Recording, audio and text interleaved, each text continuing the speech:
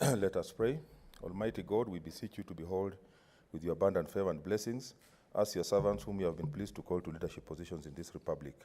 We seek guidance to treat and consider all matters that shall come under our deliberation in so just and faithful a manner as to advance the peace, prosperity, and welfare of our country and of those whose interests you have committed to our charge. Amen.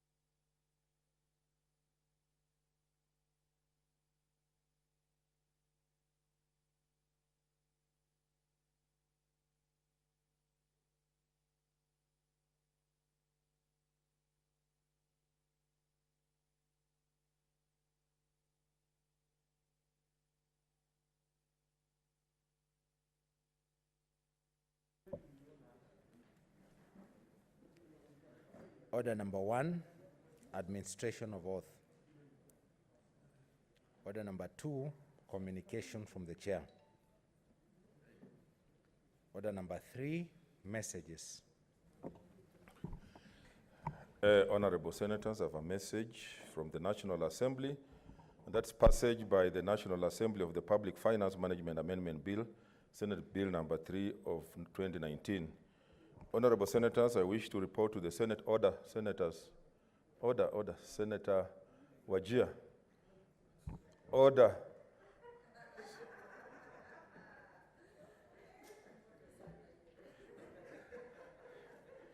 I wish to report to the Senate that pursuant to Standing Order 413, I have received the following message from the Speaker of the National Assembly regarding the passage by the National Assembly of the Public Finance Management Amendment Bill, Senate Bill number 3 of 2019, and pursuant to the said standing order, I now report the message that pursuant to provisions of Standing Order 411 and 144 of the National Assembly Standing Orders, I hereby convey the following message from the National Assembly.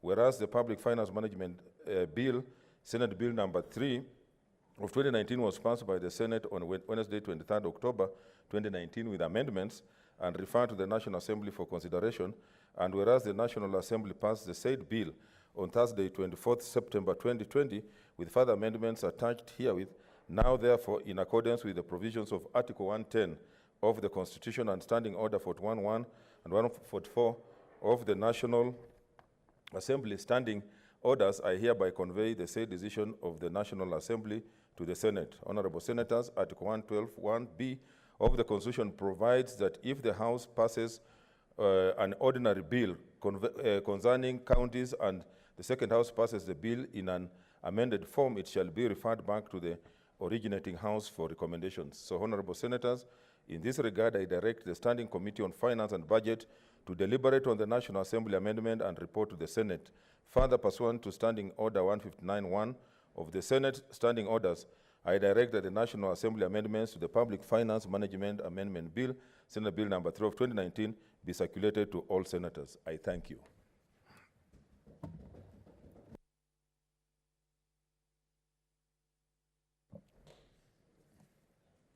Order number 4, petitions. Order number 5, papers. Leader of Majority.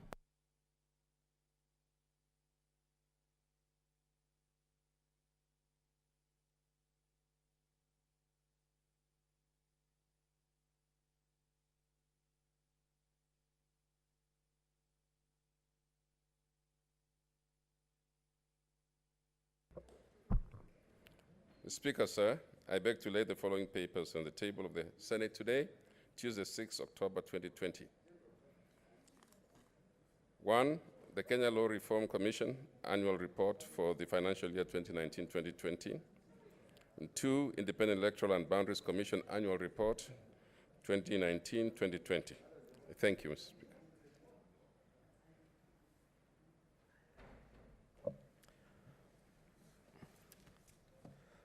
Order number 6, notices of motion. Leader.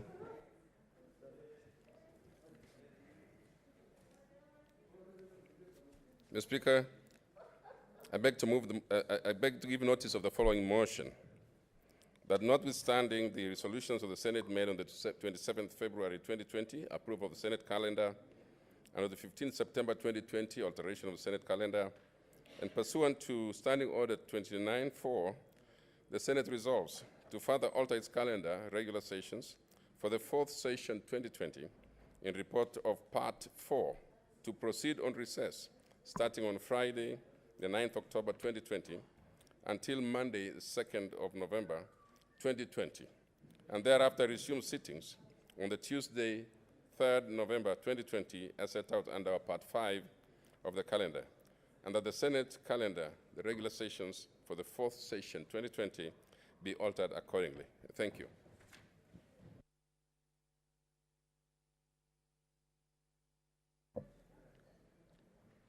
Order number 7, statements.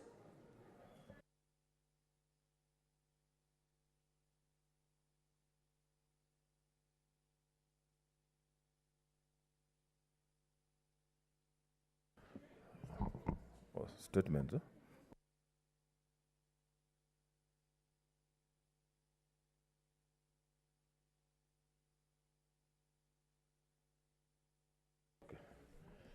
Senator Mbito, Trans Nzoia.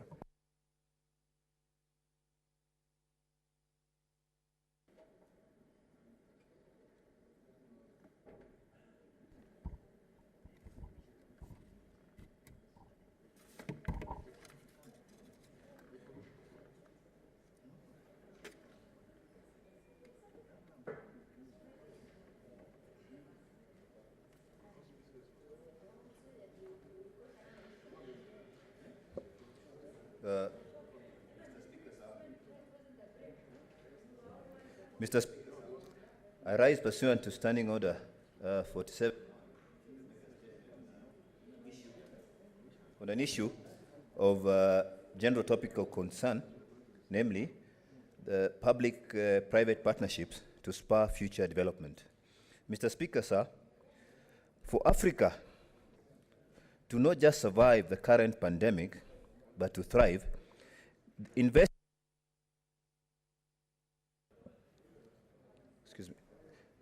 Mr. Speaker, sir, for Africa not just survive the current pandemic, but to thrive, investment into digital infrastructure is inevitable. Much needed digital infrastructure and resulting digital transformation will be an enabler of rapid development across the continent, positively impacting the most vulnerable communities. Mr. Speaker, sir, while digital transformation is certainly not a new discussion, the COVID-19 pandemic has abruptly accelerated the need for digital adoption. There is urgent need to invest in connecting communities and improving service delivery to citizens throughout Africa. However, governments across Africa, and indeed globally, have budgetary constraints that have been exacerbated by the current pandemic. Mr. Speaker, sir, with digitization requiring significant investments to modernize the government sector and beyond, public-private partnerships will play a critical role in accelerating digital transformation. Africa's recovery must be digitally driven. The digital economy is a recipe for job creation, spurring innovation, boosting economic growth, and supporting long-term competitiveness in the global digital economy. Mr. Speaker, sir, to unlock transformation, the public sector must be brought into the digital age, accelerating the rollout of digital identification, signatures and registries, as well as implementing digital-friendly policies. But to positively impact inequality, citizens need access to internet. There is more work to be done to create equal opportunities for everyone, including improving next-generation connectivity, particularly in rural communities.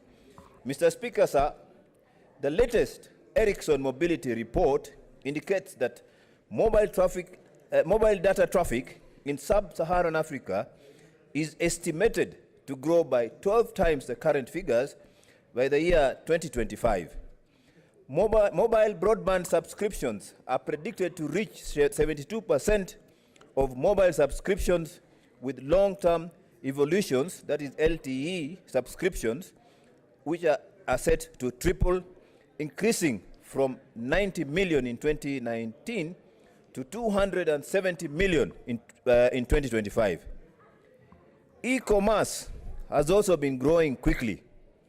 Online retailers in Nigeria, for example, have experienced a doubling of revenue each year since 2010.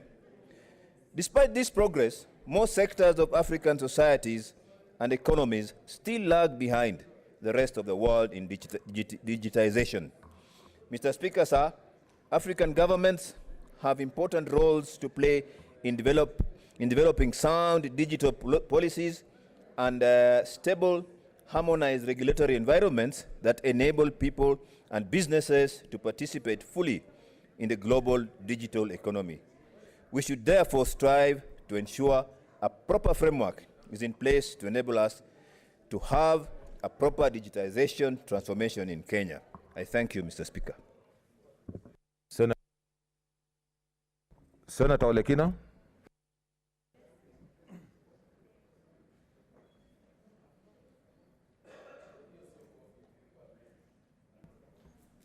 Mr. Speaker, sir, I thank you. I just wanted to make a few comments on the statement read by Senator Mbito.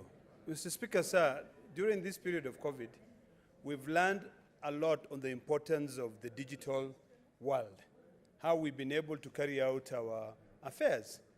But one of the things that interested me in the statement by Senator Mbito is really overall generally on the public-private partnerships.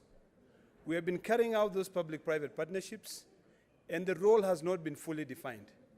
I think it is now imperative for our county governments to try and look for companies that they can be able to team up with to develop counties.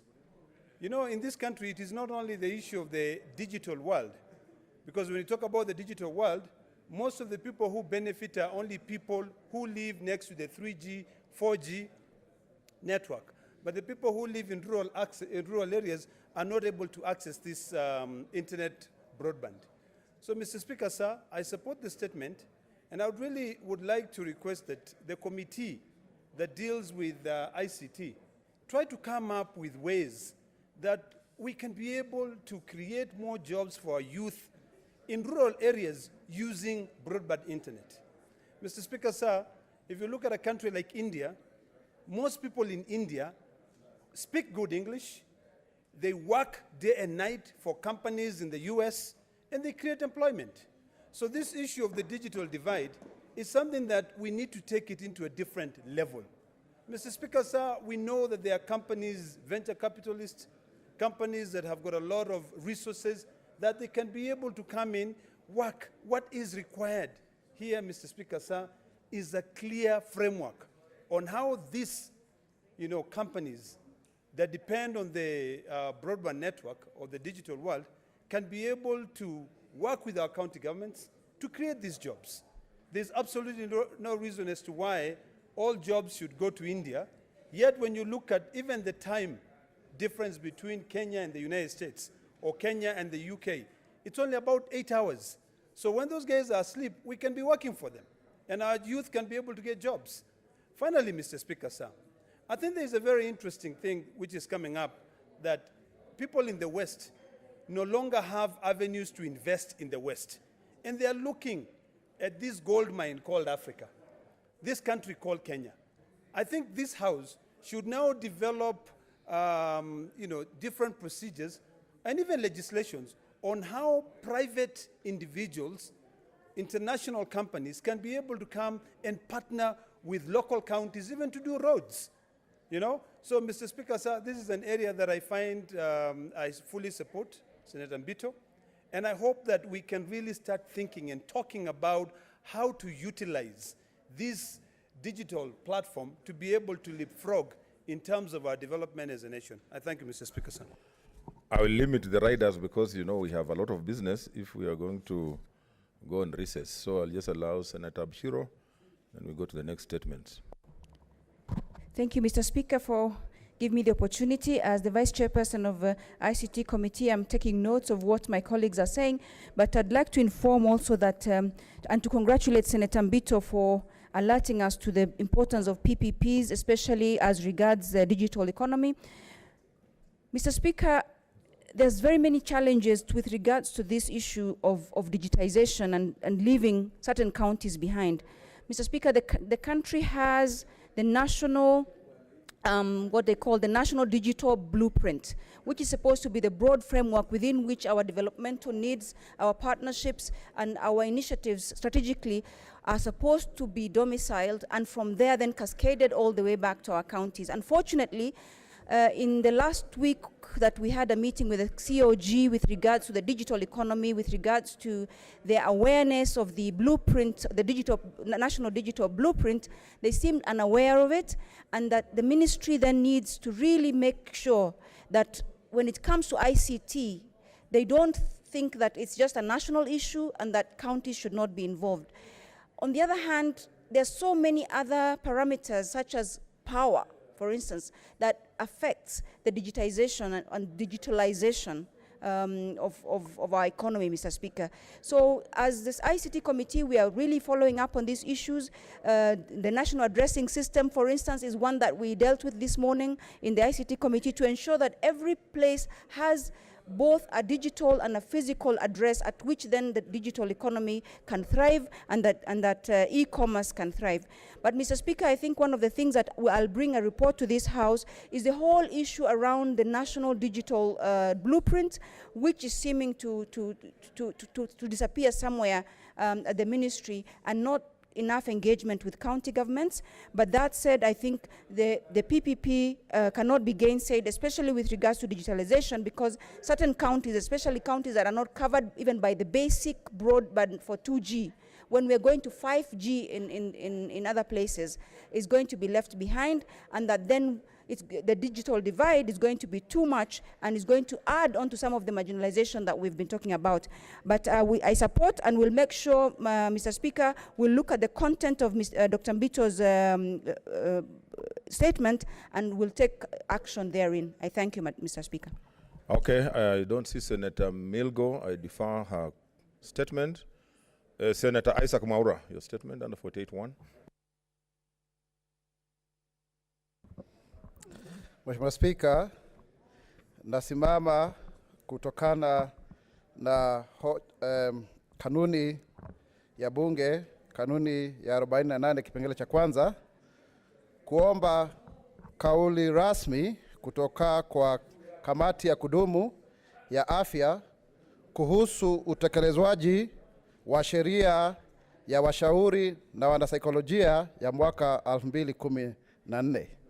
Katika kauli hiyo, kamati inafaa kujibu na kuelezea kwamba mwanzo, kwa nini sheria hii ya washauri na wanasaikolojia ya mwaka 2014 haijawahi kutekelezwa. Pili, kuelezea ni mikakati ipi ambayo imeweza ama ni hatua zipi ambazo zimeweza kupigwa kuweza kuteua bodi ya washauri na wanasaikolojia, na ni akina nani ambao wanafaa kuteuliwa. Na tatu, kuelezea ni mikakati ipi ambayo imewekwa kuhakikisha kwamba afya ya ubongo au akili na masuala yote husika yameweza kushughulikiwa pasipo na utekelezwaji wa sheria hii.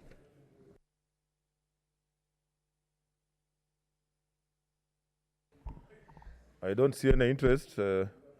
Senator Moses Wetangula.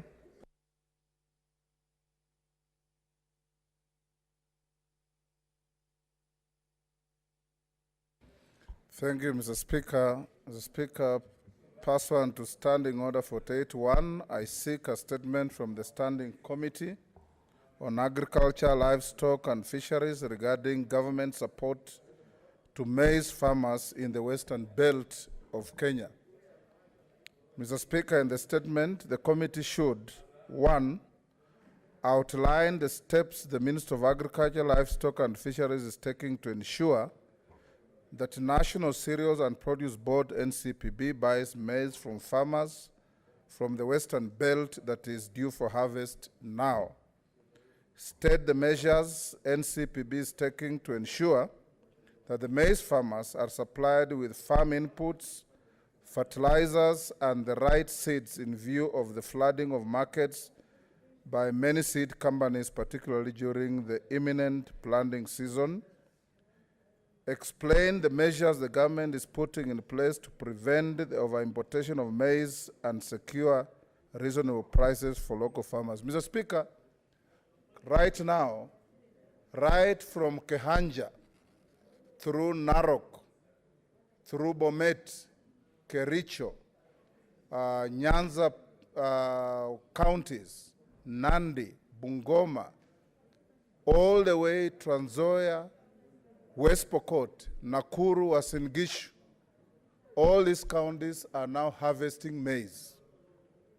Mr. Speaker, the Strategic Food Reserve Fund that always supplied money to NCPB to buy maize has been disbanded. And there is no plan as we speak of opening cereals boards to buy maize from the farmers. We want to know what the government is doing, Mr. Speaker, to cushion farmers from massive losses, post-harvest losses, because if NCPB stores are not opened in all these areas, no farmer will be able to sell their produce to anybody other than middlemen who mop up the maize at throwaway prices and store it and sell back to consumers at exorbitant prices when there is scarcity. This is leaving the farmer, Mr. Speaker, to struggle on his own, when in fact the Strategic Food Reserve Fund, at the time it was degazetted, had an account with 18 billion credit. Where did this money go, Mr. Speaker? Thank you. Senator George Khaniri. Thank you, Mr. Speaker, for the opportunity. Mr. Speaker, the statement sought by the Senator for Bungoma, my elder brother, Senator Wetangula, is extremely important, particularly to those of us who come from that particular belt. Mr. Speaker, Western Kenya and Trans Nzoia alone have the capacity to produce enough maize to feed this country throughout the year. But Mr. Speaker, two reasons why that is not happening. Number one is what the Senator is asking for, the support, the necessary support from the government in terms of farm inputs, fertilizer, and seeds. The second issue is lack of market, and the poor prices has also made the farmers get disillusioned, and therefore they don't put in what they're supposed to put in. And number three, importation of the cheap importation of maize from the neighboring countries. Mr. Speaker, what the minister should assure this, the CS should assure this House when he brings the answer, is that going forward, farmers should have a minimum guaranteed return on their inputs. Mr. Speaker, if you plant, you must be able to get at least what you put in, and with a little profit on top. And it's only government that can do this by ensuring that NCPB gives the right price to the farmers. So we're looking forward to this statement coming here, and if necessary, we will want that the minister comes in person, the CS, so that he can respond to the concerns that we have. Mr. Speaker, I thank you. And thank Senator Wetangula for Cheriot. that. Thank you, Mr. Speaker. Mr. Speaker, this is an extremely important issue that Senator Moses Wetangula is raising about disproportionate distribution of resources in this country. Mr. Speaker, I have said these times without number in this House that we need to have a candid discussion whether we want to live as a republic or go separate ways with regards to how resources are distributed. I said this, Mr. Speaker, in the debate on whether to approve the extension of the debt ceiling of a country, that there was an obvious intention by this current administration to deny certain regions resources, that when it comes to borrowing, we borrow as a country. But when it comes to distribution of the same resources, there is discrimination and it is skewed towards certain regions. Mr. Speaker, this has continued. You saw the same debacle when we had the formula that was brought before this House, confirming my fears. And now in the policies of the Ministry of Agriculture, Senator Moses Wetangula must be commended for continuously keeping a keen eye on the goings-ons at the Ministry of Agriculture and always reminding this House that if we do not put out our voice for the farmers, then nobody else will speak out for them, Mr. Speaker. The other day, he reminded us about the coffee fund and the fact that... Senator Kinyo, what's your intervention? I can see. Mr. Speaker, I would hate to interrupt Senator Fokericho, but I am not getting said the resources are taken to certain parts of this country. Maybe he would have elaborated. I don't know what part, which parts of this country, Mr. Speaker. Because if he would mention which part of this country, maybe I would be happy to try and persuade. Maybe use the same language, Mr. Speaker, so that I would get the resources coming to Laikipia, Mr. Speaker. What's your point of order, Senator Wetangula?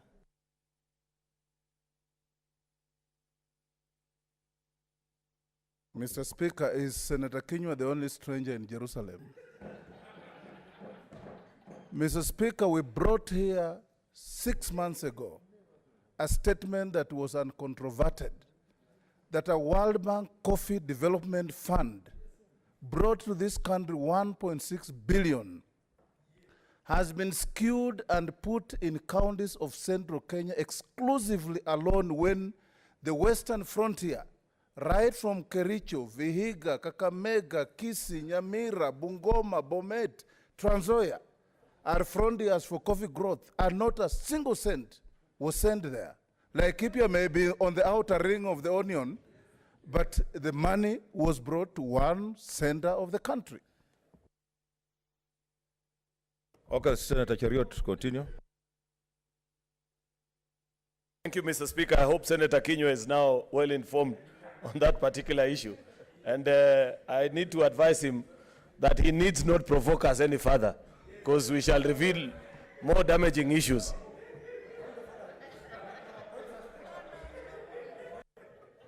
Senator Halake Abshiro, what's your point of order?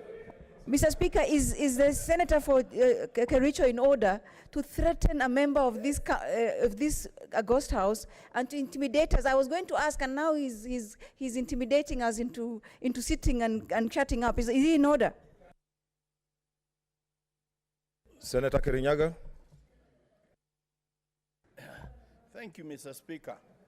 It is extremely unfortunate that in this House, which stands for the national status of this country, we can have somebody propagating sectionalism. I want to say here, Mr. Speaker. I want to say here, Mr. Speaker, the region that is where resources are supposed to be skewed towards is suffering much more than other regions. Mr. Speaker, we have our coffee, which today has already been destroyed, is bringing nothing. We have our tea industry, which is collapsing. Mr. Speaker, what's your point of order? The issue is, let us address the issue of policy of agriculture in this country, which could be helping this country tremendously, which could be providing a lot of employment, Mr. Speaker. You know, as it is, but Mr. Speaker, it cannot go on record and challenge it because it's not true that there are resources good towards Central Kenya. That coffee you are saying, Senator Wetangula, let's just pay a visit to my county and you see the misery with the coffee farmers. Okay, Senator Cheriot, proceed. Mr. Speaker, you can see that while other regions have to contend with failing industries, the rest of the country have no industries to talk about. That is the difference and the conflict. Please allow me, because most of these pointers of orders, Mr. Speaker, are one, frivolous, and secondly, they are points of debate.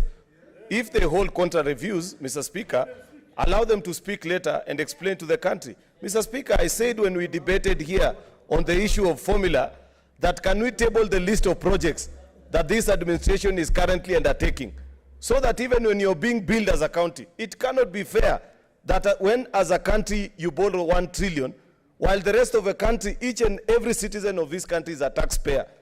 Then it is proper that you bring and table before us a list of the projects as they are being implemented, so that we see whether what I am alleging is true or is false. If such evidence is produced before us and it is confirmed that distribution has been, that there is proper distribution of resources and development in Kenya, I will apologize, Mr. Speaker. But as things stand, I know the truth, and that's why I agree with Senator Moses Wetangula that the Committee on Agriculture must first of all address themselves to this issue. We know that this is not the first time that such a drastic decision has been taken. I've said it before here, that President Kibaki, in his wisdom, began the fertilizer subsidy program that saw fertilizer come down in price from 6,000 Kenya shillings to 2,500. It is so shameful that this administration has cancelled that program, because they believe, as I have said earlier, that citizens of the regions that Senator Moses Wetangula have mentioned do not deserve development.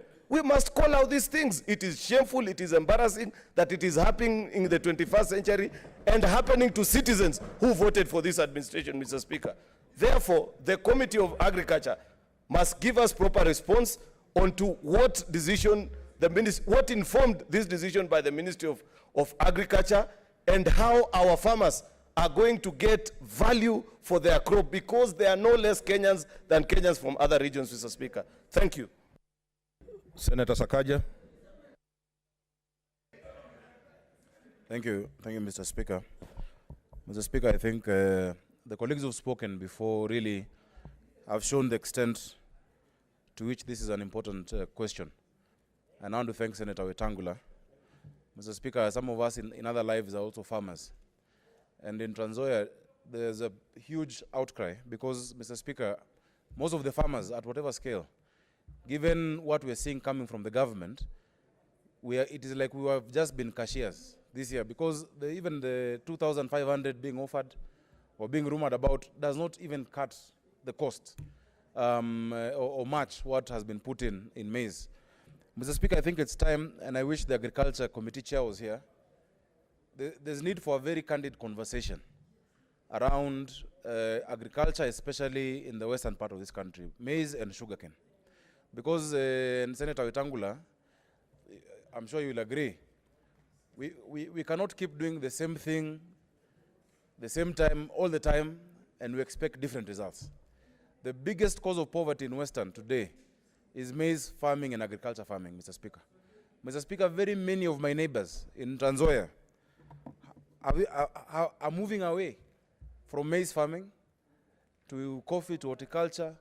We are now doing macadamia because, Mr. Speaker, it is not sustainable. Yet there was a reason why that part of the country, apart from the natural, endowment of being able to give good yields, was focused on that particular crop. Because, Mr. Speaker, if we're talking about food security as part of Big Four, yet we cannot support the bread basket of this country, then we are talking at cross purposes. So those questions must be asked. I hope the chairman brings a proper response. And the CS of agriculture, because, Mr. Speaker, agriculture is devolved. If the Senate does not talk about agriculture, Let's consult in low tones, senators. If the Senate does not talk about agriculture, no one will talk about agriculture, Mr. Speaker. No one has a proper mandate. Yesterday you saw governors lamenting that they've been ignored in this entire debacle around the tea regulations, yet they're the ones implementing agriculture in the counties. So the CS of Agriculture, CS Munya, must be told that in dealing with this important docket, he requires the governors, he requires the Senate, because it's a devolved function. And we're very worried. Mr. Speaker, you know we're getting into that season where middlemen have come with their trucks, they're in Kitale town, they're between you and the cereals, so that when they see that you cannot be able to sell, they come to you and buy a bag at 1,000 shillings because people are desperate. Mr. Speaker, especially now that the government has announced schools are being reopened, grade 4, class 8, and Form 4. Parents in Western or, the farmers do not have money. And so this is going to be a serious loophole where people are going to come, book their crop and take their crop at very, very, very low prices, Mr. Speaker, so that they can be able to, pay fees, so that they can be able to get uniform, Mr. Speaker. So, Mr. Speaker, we need to know, for instance, where the warehouse receipts, law that was passed, its implementation, such that we can have these farmers assured, Mr. Speaker, that whatever they're able to deliver at whatever stage, they can be able to use that as an instrument, Mr. Speaker, to take care of their families and to take care of the communities. But I urge that the Agriculture Committee, while dealing with this issue, invite all senators, because many of us, Mr. Speaker, may not be in that committee, and we didn't raise the question, but we're very, very much interested in the issue of agriculture and especially the issue of maize farming in this country. Thank you, Mr. Speaker. Senator Musuruve. Honorable Speaker, thank you for giving me this statement, this chance to support the statement by Senator Wetangula. And I want to congratulate him for coming up with this statement, Honorable Speaker, because when it comes to issues of maize in the Western region and other parts of the country, maize is, it's a type of food, and apart from that, you'll find that quite a number of farmers, engaged in maize growing, and there's need to encourage farmers, Honorable Speaker, and we must remind ourselves as a country that Kenya actually signed and ratified the Maputo Declaration that really supported that 10% of the national revenue should go to farming, and we have to look for mechanisms and ways of encouraging our farmers, because many of them are stopping to grow maize, even sugarcane, because there are no returns, Honorable Speaker. And I want to say, Honorable Speaker, that many farmers are always moving from pillar to post, wondering where to take their produce. Sometimes they plant, but there is no market or there is no exit for them to get value for their maize. And I want to say, Honorable Speaker, that during this COVID period, the Kenyan farmers have been suffering quietly, not knowing what to do, because county governments have not really, cushioned them in a way that they need to be cushioned. And there's need to ensure, Honorable Speaker, that during this harvest time, that the Kenyan farmers are given priority so that their maize is bought by the government. And I think the committee that will be pursuing this issue should ensure that no maize is imported. First of all, we prioritize our farmers. We have to, buy Kenya, make Kenya, and encourage Kenya, Honorable Speaker. So I want to say, Honorable Speaker, there's a time when there was a lot of maize in the stores. Farmers did not know what to do with their maize, and it even, 1 year lapsed, the maize was still in the store, and it was rotting in the store. This is a very sorrow state, Honorable Speaker. So I want to believe that the committee into which this statement will go will do justice to our Kenyan farmers, Honorable Speaker. We have a duty as a Senate to encourage them, because this is an issue of county devolution, and devolution is one of our core businesses in this Senate, Honorable Speaker. I support this statement. Senator Ephraim Maina. Senator Maina.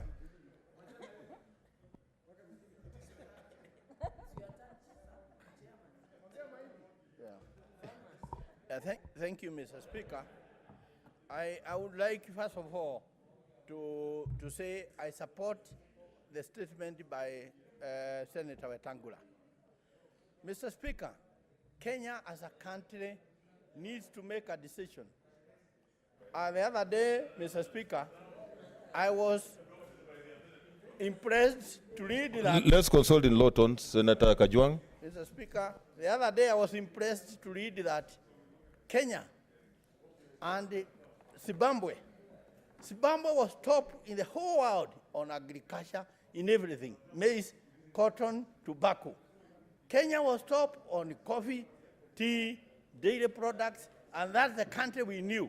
And I want to say, the issue of maize, which Senator Wetangula has brought, is a very sensitive issue. Maize is our food. You know, the belt in the North Rift, all the way down to Narok, is our grain belt. And let me tell you a bit of history of this country, where GMR came from. When Kenya got independence, one time there was no maize, and the people had to eat yellow maize, which they dejected because they felt this was maize which was being given to horses and the pigs in America. And the then president, Mzee Kenyatta, he actually summoned the then PC, Rift Valley, and they asked him, what do my people need to grow food in that region? That's where the settlers were growing food. And the then PC Isaiah Madenge put a committee which came up with GMR. And the following year, Kenya had a bumper harvest. Mr. Speaker, if you look at this country, we have all these silos which were put by the white man. We have not added a single grain storage because most of them are empty today. Mr. Speaker, let's also turn to the area that some of you have said it is favored with resources. I want to tell you, this is far from the truth. Coffee used to be the main foreign exchange earner in this country. Tea was a major foreign exchange earner. Most of them now are on their knees, those two crops. Therefore, Mr. Speaker, let us address matters, but let us not try to kind of bear the issues to do with the country. The issue of agriculture in this country should be addressed centrally, and we are all concerned as representatives of the people.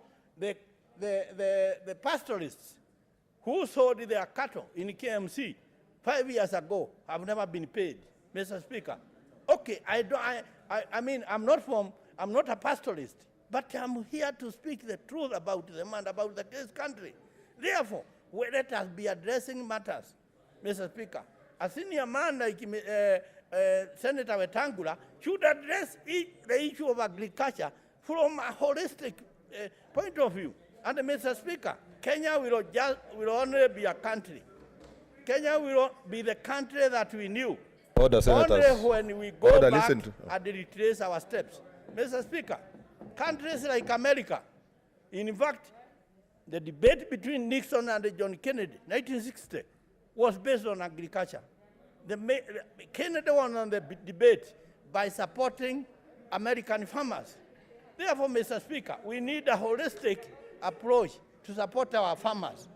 Mr. Speaker, and then let us ask ourselves, who are these people who import bad fertilizer in this country?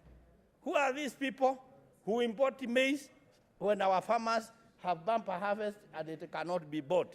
These are the issues. The issues are not that there is some area that money has been taken to. There is no area where money has been taken to.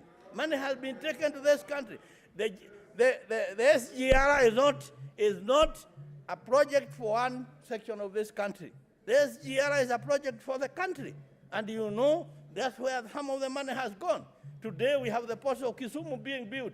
We have the ports of Mombasa being built, Mr. Speaker. Therefore, agriculture needs to be addressed. Coffee farmers need to be supported.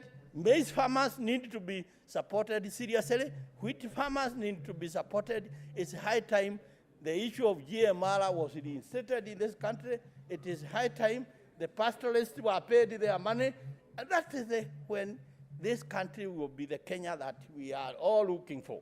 Gentlemen, and we should be able to create more employment even for our youth from agriculture. But now you create it where?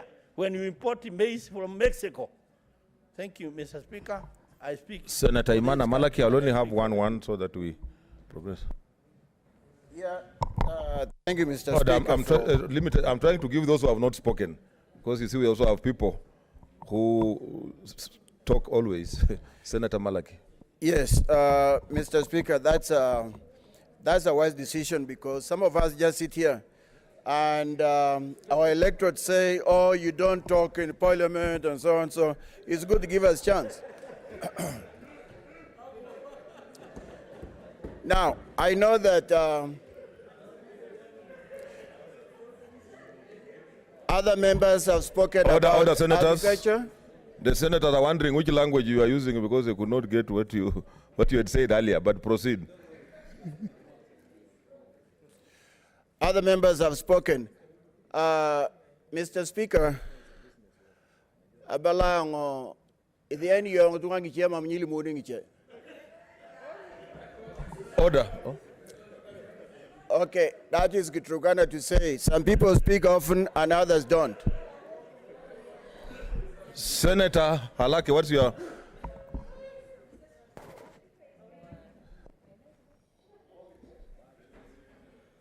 Take your seat, Senator Malaki.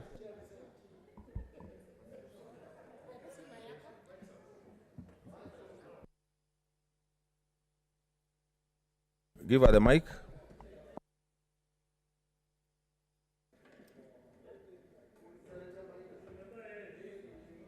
It's fine. Oh, thank you. Thank you, Mr. Speaker. Mr. Speaker, is my big brother from Turkana in order to speak Turkana in the House when a language that is unknown, but although I know it myself, but is he in order to speak Turkana in the chamber, Mr. Speaker?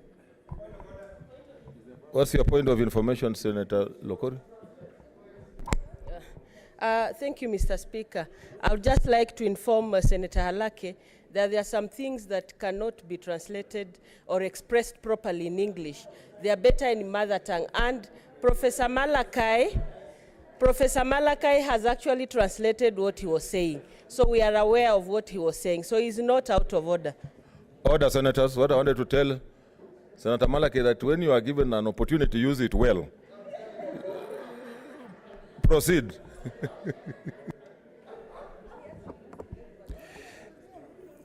Thank you, Mr. Speaker. I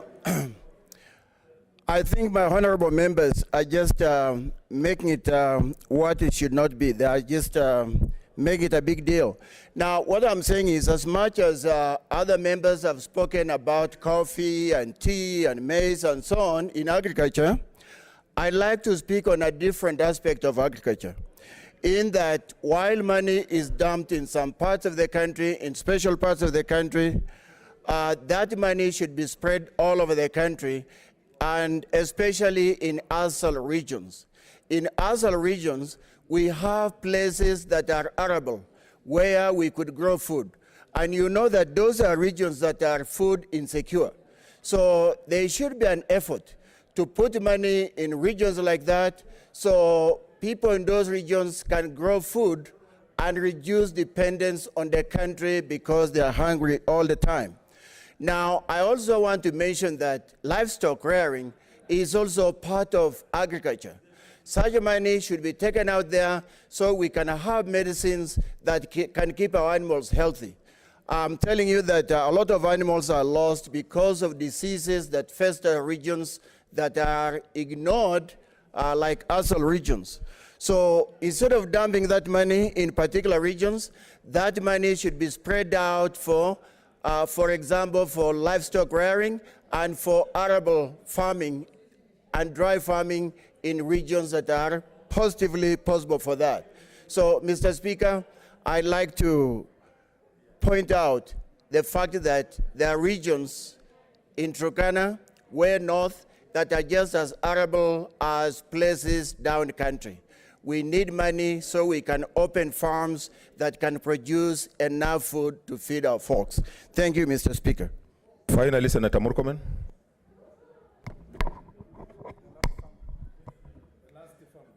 Mr. Speaker, did you notice that despite the fact that the Senator of Turkana used his mother tongue at some point, I was wondering whether Senator Ephraim Minor really caught what he was saying with that American English. Yeah, yeah, of a farmer, of the Speaker, of a farmer, of a farmer. Mr. Speaker, I want to first of all appreciate Senator Wetangula for bringing this statement, very important statement. Mr. Speaker, a week ago, the President of the Republic, together with some governors from western part of the country, announced, Mr. Speaker, that NCPB is going to be a warehouse. Purportedly that NCPB now is going to be receiving maize for purpose of maize storage. But Mr. Speaker, when did the National Cereals and Produce Board, which was primarily established to buy maize from farmers, when did it turn, Mr. Speaker, to become a warehouse? And not just a warehouse where farmers are forced to pay, Mr. Speaker, to store their maize there. When did the NCPB, Mr. Speaker, turn into a dryer where farmers go and dry maize? Our founding president, like Senator Ephraim Minor said here, our founding president, the second president, the third president, Mr. Speaker, there was a reason why this country decided that on the issue of maize and cereals for that matter, that NCPB must buy the maize at a particular price because of the production cost, because of the, Mr. Speaker, the strategic interest that this nation has in terms of feeding its farmers. Mr. Speaker, I want the committee, when they go and investigate this matter, and I hope it is the Agriculture Committee where I sit, Mr. Speaker, we will want to know from the government, when did the cabinet sit down and when did this policy change, and where did this policy, when this policy change happened, why didn't Parliament get involved on that issue? Number two, Mr. Speaker, is that I was equally shocked that, Mr. Speaker, the President was appealing to maize cartels and private interest groups that please buy the maize 2,500.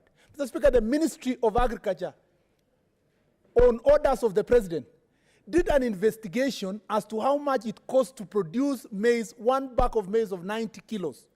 And, Mr. Speaker, the experts that came from Egerton University, University of Nairobi, and non-governmental organization returned a verdict that it costs 2,800 to produce one bag of maize in Kenya. Mr. Speaker, when we are talking about cushioning farmers, particularly at this time of COVID, Mr. Speaker, you must first know that the farmer must get something above the production cost of 2,800. Then over and above that, because of the COVID situation, the farmer must get something above it. Mr. Speaker, those of us who come from maize growing region have said that for it to make sense, the government must buy maize from the farmers, but it must buy, Mr. Speaker, for 3,500 per bag. Appealing, Mr. Speaker, to cartels, a government of Kenya, a president of the republic, Mr. Speaker, participating in appealing, Mr. Speaker, to cartels to buy it in 2,500 is, Mr. Speaker, a misnomer by itself, and it is actually preposterous. Mr. Speaker, since, Mr. Speaker, independence, again, the government of Kenya has been supplying fertilizer, Mr. Speaker, and farm inputs to farmers at a reasonable price, Mr. Speaker, that has been subsidized by the government. Mr. Speaker, when did we reach a stage where, again, the President of the Republic of Kenya, in the presence of governors, Mr. Speaker, would be appealing to cartels again to sell, Mr. Speaker, fertilizer and farm inputs using, Mr. Speaker, a good price? This is the problem we have in the country. And, Mr. Speaker, those of us who come from maize farming region believe, Mr. Speaker, this was a strategic attack. Mr. Speaker, attack on the farmers, attack on the producers, Mr. Speaker, who produce maize in that region. And, Mr. Speaker, the question we ask ourselves, because most of these parts of the country, whether it is Trans Nzoia, whether it's Uasin Gishu, whether it is Nakuru, whether it's Elgeyo Marakwet, whether it's, Mr. Speaker, is Nandi, which are the leading producers, and Bungoma, most of these places, Mr. Speaker, voted for the Jubilee administration. What specific hatred does this administration have with farmers of that region? What do they do that it becomes the only government, Mr. Speaker, that stops buying maize from the farmers, that stops to control the prices of farm inputs? And so, Mr. Speaker, I hope that the Senate will get Mr. Speaker, to the bottom of this matter, and we must, Mr. Speaker, take the government to account. The president told us, and most of the government people, officials told us, including Kenyans, that the failure in the farming sector was because Kiunjuri was the cabinet secretary. Mr. Speaker, we were given a new cabinet secretary, whom, Mr. Speaker, we only know the last time he told us anything that is meaningful, Mr. Speaker, was about locusts. Where is the situation of tea farmers? Where is the situation of coffee farmers? Where is the situation of milk farmers? How is the situation now of maize farmers? Mr. Speaker, I agree with Senator Ephraim Minor that this issue is not maize farmers versus coffee farmers. It's not about tea farmers against milk farmers. It is about the agriculture sector that has been neglected. And Mr. Speaker, we need a honest conversation on how to restore agriculture sector to ensure that our young people in this country can get employed, that we have more factories, Mr. Speaker. We were asking ourselves, and this is the question I asked myself. We were told, Mr. Speaker, in the second term of President Uhuru Kenyatta, that we were going to have, Mr. Speaker, a country that is going to be ahead in matters manufacturing. And we believed, Mr. Speaker, that we are going to turn our farm produce, Mr. Speaker, and add value. But this is a country, Mr. Speaker, that, Mr. Speaker, we don't produce anything to ourselves. Not even condoms, Mr. Speaker, are produced in this country. And that's why we are saying, Mr. Speaker, as a nation, we must rethink about our priorities, our agriculture sector, our everything, Mr. Speaker, so that we become a country that is capable of speaking, Mr. Speaker, and saying that we defend the interest of the people of Kenya. With those few remarks, Mr. Speaker, I want to say I support this statement. We go to the next statement by Senator Nandi Cherargei. And Senator Cherargei, I don't know why you are carrying up your hand. We are not in a classroom. We use the gadget.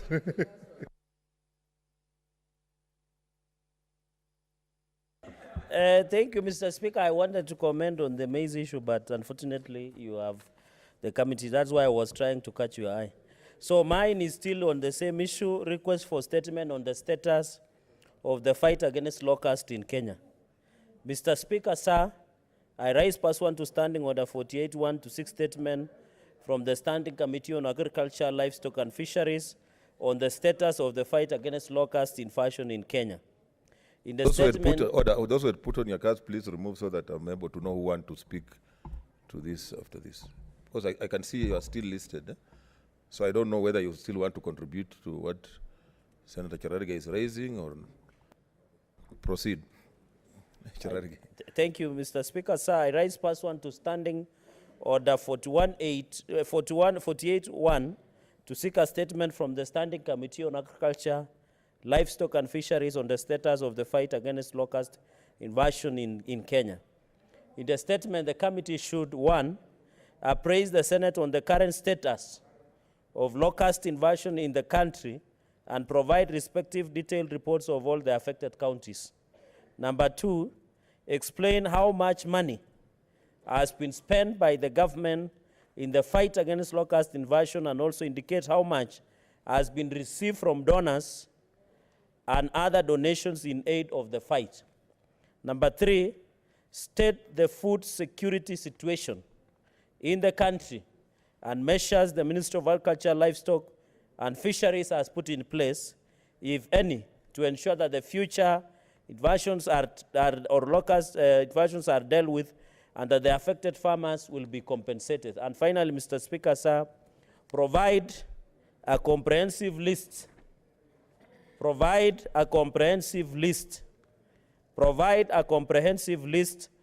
the suppliers that were contracted by the ministry to supply the pesticides and the other aeroplanes and others that were used to fight the locusts, invasion, Mr. Speaker. And that is the statement that I wanted to request. I thank you, Mr. Speaker, sir. Senator Langat. Thank you, Mr. Speaker, for also giving me this opportunity to support this particular statement from Cherargei. When actually COVID-19 came to existence, the issue of locust was forgotten. But I'm so sure a lot of money was spent, and maybe if actually this particular statement from Cherargei is followed closely, Mr. Speaker, it will really assist this country to uncover again maybe some issues, deals that people have been engaged in when it comes to matters concerning this particular sector. We used to hear a lot about locusts, but these days we don't hear about it. So there is much that we would like to know about the money that was spent, the people who are engaged in the fighting against this particular locust, and it will be very important, Mr. Speaker, because it will enable this particular House to understand exactly how the money that had been put into fighting against locust was used. Could be, who knows? It could be another very huge scandal that is just hiding behind a bigger one on COVID-19.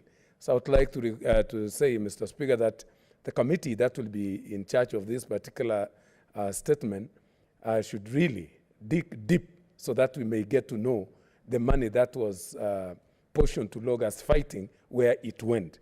So I really support this particular Senator statement. Masinza. Thank you.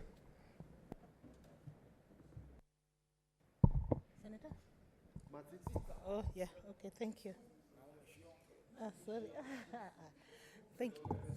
Thank you, Mr. Speaker. Thank you, Mr. Speaker, for allowing me to support this statement that has been brought by Senator Cherargei. Mr. Speaker, when I was still in Agriculture Committee then, we toured so many places in this government, and we went as far as, not really touring, we please listen. And it's good to listen. They're saying, you said you toured this government. So is it the government you toured or the country? We went across this country, Mr. Speaker, finding out on the mission on how the locusts were affecting our farmers. We went to Samburu, we went to Meru, we went across the country where the locusts actually had invaded. Mr. Speaker, there was a very big program that was taking place, or programs that were put in place. We had even the flights that were initiated by wildlife. We had the programs, and those programs were given money, and we had even the NYS who were on the ground. Where it disappeared really, the way my colleagues are saying, when COVID-19 came in place, we do not know.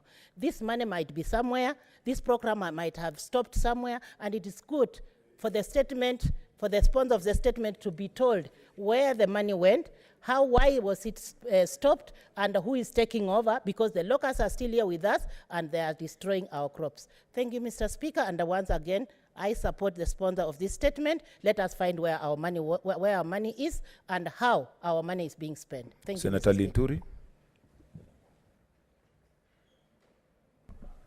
Thank you, Mr. Speaker, for this opportunity, and allow me thank Senator Cherargei for requesting this statement, because this, Mr. Speaker, in one way or another, reminds this Parliament of our great responsibility as a House to oversight government.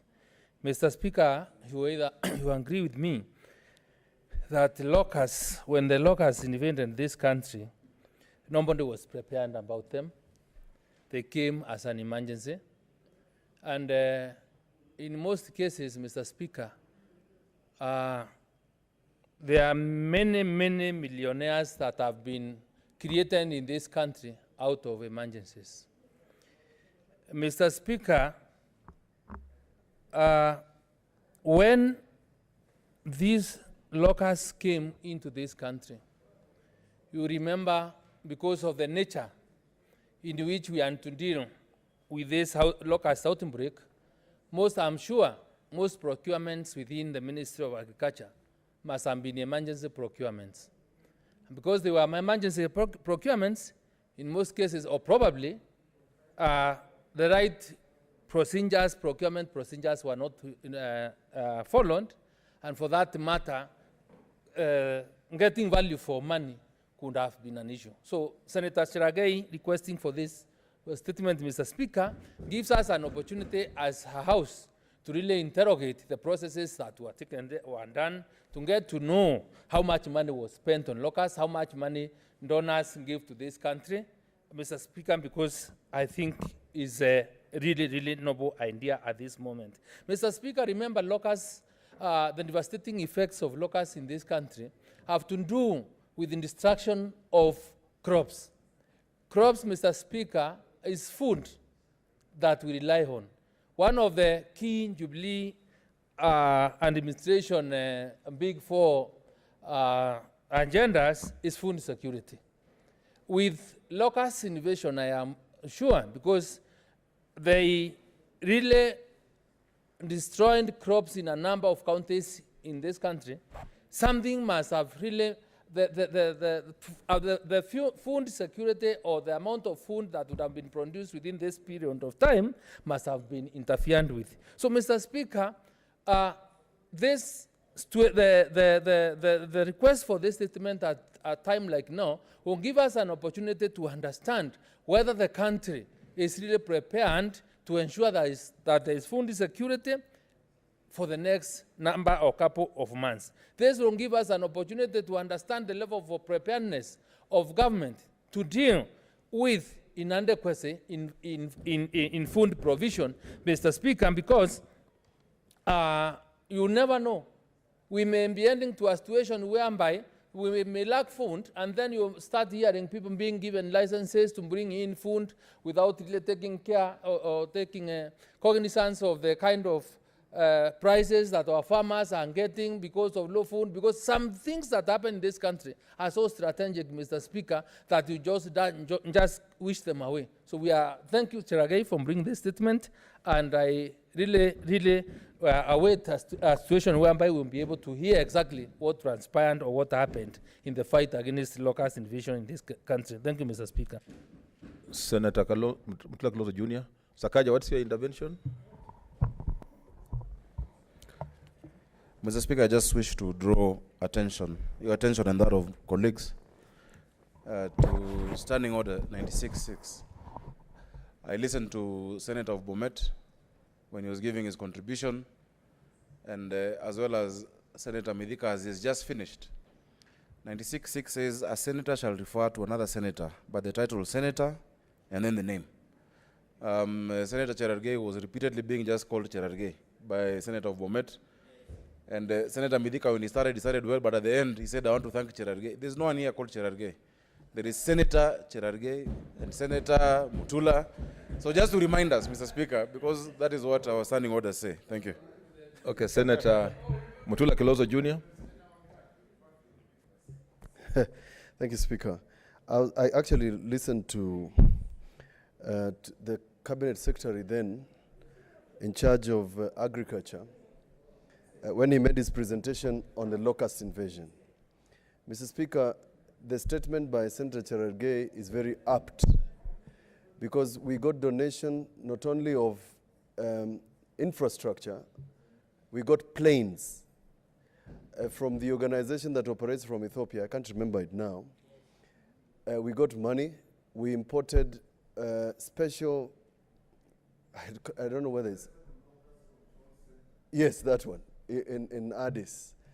We also imported something from China, specifically, to deal with locusts. Mr. Speaker, you remember at some point some locusts were considered, were hovering.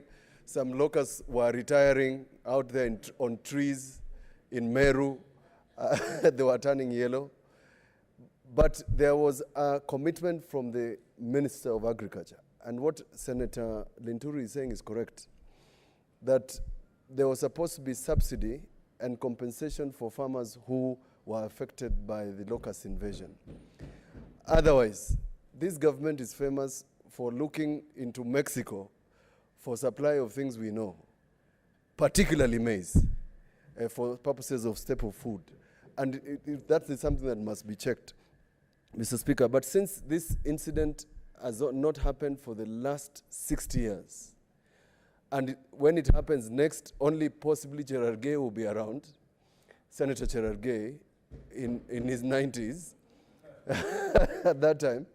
Mr. Speaker, the lessons that we should learn is, first, we must learn from what that outfit is doing in Addis Ababa, the one that Senator Wetangula has just reminded me, so that when this happens again, then we will know what to do to prevent these locusts becoming a menace in the near future. Thank you, Speaker. Senator Ali.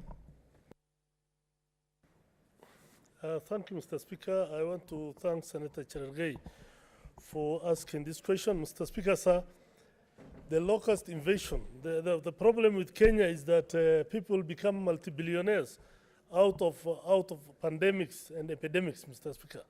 When there's drought, a lot of money is used, nothing happens on the ground. When there's locust invasion, a lot of money is used. After several months, you see planes flying all over, doing nothing. And you don't know what has happened to that money.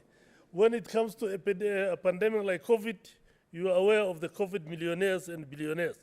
Mr. Speaker, sir, now that the short rains are approaching, and as our minister has said before, the only locusts you could see were those ones which were about to die because they were yellow or they were pregnant. If they were pregnant, as he put it, then they have given birth and now the eggs are about to hatch. Some of them did hatch, and once it hatches, it is going to become billions, multi-millions and millions. They will be everywhere in this country. So we want to know what exactly the Ministry of Agriculture will be doing, what the so-called locust, what is it called? It's a society organization of locusts, which is somewhere in, Wilson Airport. I don't know even where they do, and sometimes I are told they're in Addis Ababa. Mr. Speaker, sir, in northern Kenya and many parts of this country, including Ukambani, these locusts went everywhere and finished literally everything. We have not been told the effect it had. We know that in certain areas right now, the livestock have no fodder. Animals are going to die because of the plants which have been eaten up by these locusts. Mr. Speaker, sir, we want the minister to tell us exactly what he has in mind and what plans the ministry has in the near future before the locusts, the eggs hatch, and we have billions and millions of locusts in this country. Thank you, Mr. Speaker. Senator Wako.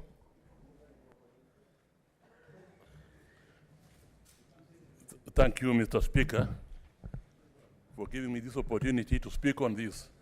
I not really wanted to speak on it, but I felt I should, if only to put my father's name on record. My father, when the community collapsed, was appointed to head the United Nations agency which dealt with locusts in East, Central, and Southern Africa. And at that time, I remember they had very many planes. And if there was any locust invasion anywhere, it is that organization which came in and helped the member states. Yeah, and helped the member states to fight it. And when my father was the head of that agency, they built a hangar in nation states. And there was a very big hangar which was here at Wilson Airport with about 4, 5, 6 planes.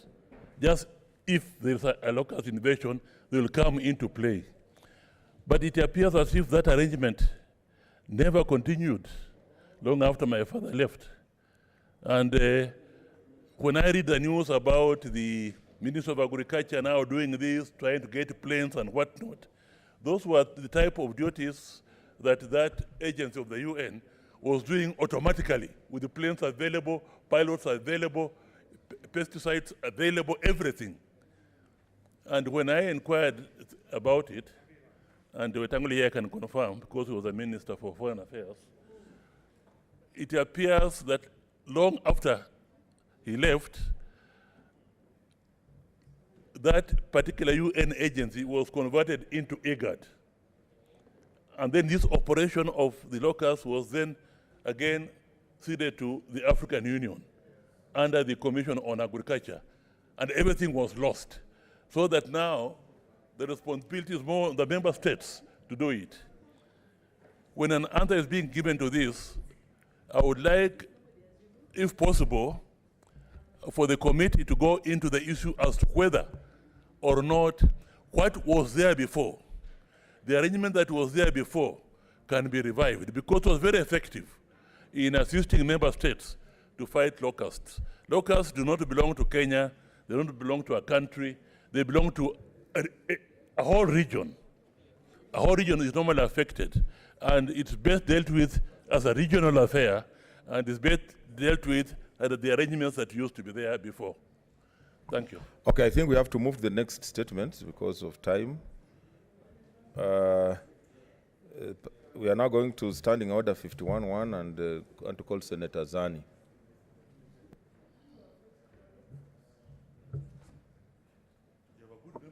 Thank you, Mr. Speaker. I'd like to make a statement by the Chairperson Standing Committee on Education to commemorate the World Teachers' Day 2020.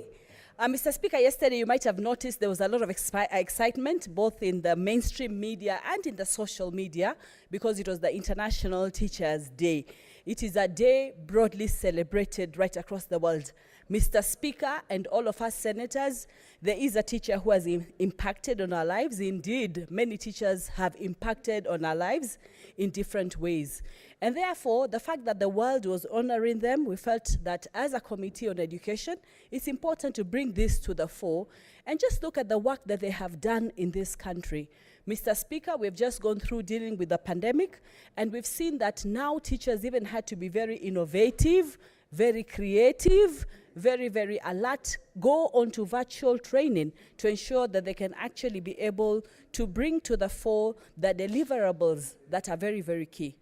Mr. Speaker, every year, this day reminds us of the critical role played by the teachers, which is very, very key, and they continue to be unsung heroes in this society. The genesis of this day was because of the anniversary of the adoption of the 1966 International Labour Organization, ILO, and United Nations Educational, Scientific and Cultural Organization, UNESCO. Therefore, this commendation actually helps us to continue to focus on the rights, the responsibilities of the teacher, the standard of the initial preparation, further education that is so critical, recruitment, employment, and teaching and learning conditions, Mr. Speaker. Recently, our committee had a chance to interact with TSC. And we got information that was a little bit disturbing because they only are able to get a budget which is a quarter of what they need. They get a budget of 2.5 billion annually, and what they need is about 10 billion if they are to recruit the 20,000 teachers that are needed, especially when we're looking at the issue of teacher to pupil ratio, which is very, very key in the delivery. When we're looking at quality education, this is very, very important. They informed us that that recruitment right now stands at about 5,000 teachers, and it's really a budget issue. As we expand, Mr. Speaker, and as we have gone through this pandemic, we have seen the importance of putting into place deliverables and helping teachers to be able to do their work. The issue that they should be well prepared, the issue that should be able to interact with their communities, the issue that they should be able to do very well really is put into the fore.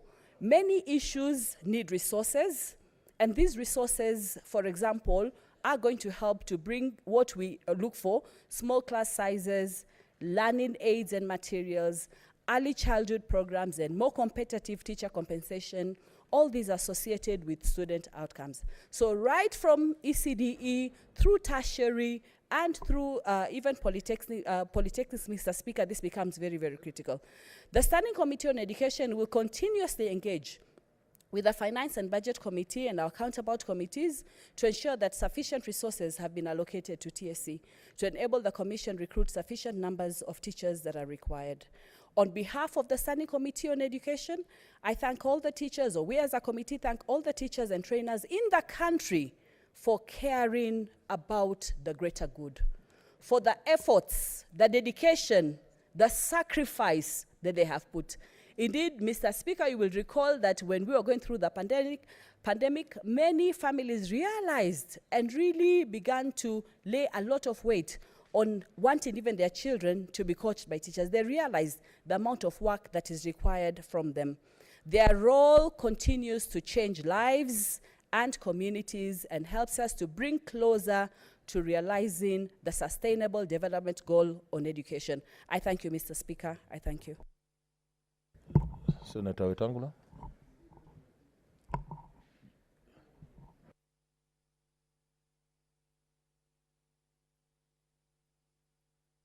Mr. Speaker, thank you for the opportunity to salute the statement by Dr. Zani. Mr. Speaker, UNICEF aptly described teachers as social engineers. Whether it's an astronaut, an engineer, a lawyer like myself, a doctor, whoever, they have all been brought up through the hands of teachers. And teachers, Mr. Speaker, in this country, as we celebrate the International Day of the Teacher, have always, through successive governments, had a raw deal. There's not an occasion when teachers get what they deserve until and unless they either threaten to strike or actually strike. And even when they do that, they end up with half measures being offered to them by successive governments. Today, Mr. Speaker, as we celebrate the International Day of the Teacher, I want to urge the government of the Republic of Kenya, one, to acknowledge and appreciate the critical role played by teachers in the nurturing, developing, and growth of our children. Number two, Mr. Speaker, is to urge the government to understand and appreciate that creating and licensing schools without posting to those schools adequate numbers of teachers to teach our children does not make any economic sense both to the country, to the parents, and to everybody concerned. Thirdly, Mr. Speaker, I want to urge the government to ensure that the many trained, registered, but unemployed teachers in the country be recruited by a Teacher Service Commission, and Teacher Service Commission be adequately financed through budget to recruit enough of these teachers.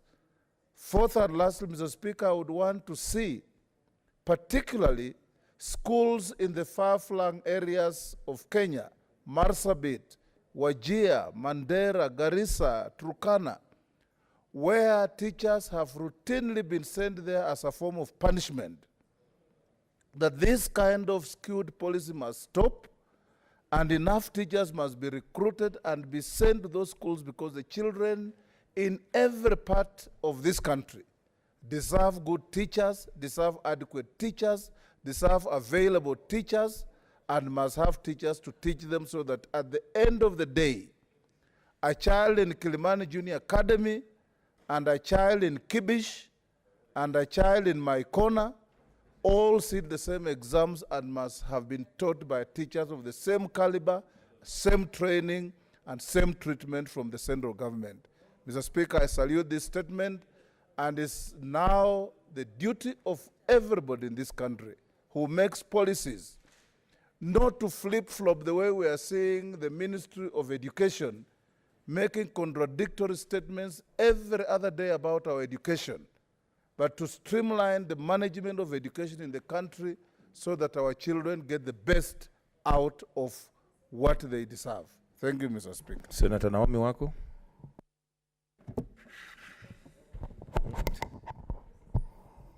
Thank you. Thank you, Mr. Speaker, sir, for granting me this opportunity to add my voice to this very important statement of acknowledging our teachers. Mr. Speaker, as I stand, I appreciate all the teachers who have played a role in our lives and in the lives of our children and in the lives of the generations that have gone before us. Mr. Speaker, teachers are the people who produce professors, engineers, doctors, politicians, pastors, bishops, and you can name it, nurses and all the professionals that we have in our country and we celebrate. But we do very little to appreciate them, which most of the time demoralizes them and discourages them in their ministry of giving service to the nation. Mr. Speaker, as we appreciate them, we should also put into consideration the challenges the teachers are going through. And especially with COVID-19, many teachers have not been paid Many teachers are struggling because, you know, they have been working hard. I know maybe their payroll, the teacher, the TSC have their payments. But as we all know that they are paid very minimal. So as we appreciate them, we should also see how we can upgrade their scale of salary. And then the other thing is they also need to be supported so that they can improve their academic performance, Mr. Speaker. Simply because the world is growing and competition is quite high. If one is has diploma, then they need to move to another level. And in doing that, we'll have supported them. Mr. Speaker, again, many teachers have some challenges in the schools that they have been maybe sent to. Some are sent to remote areas like ours, and they go through a lot of hardship. We would want more to be sent to our areas and be given enough support so that they can be able to deliver. Mr. Speaker, as they do that again, their families ought to be put into consideration. They need to give attention to their families.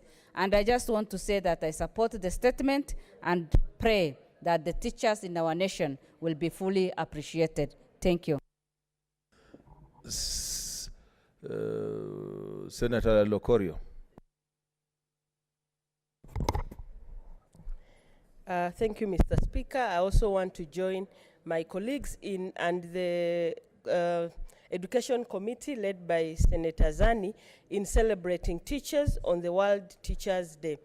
Mr. Speaker, any knowledge anyone has, any value anyone has, any skill anyone has is attributed to a teacher.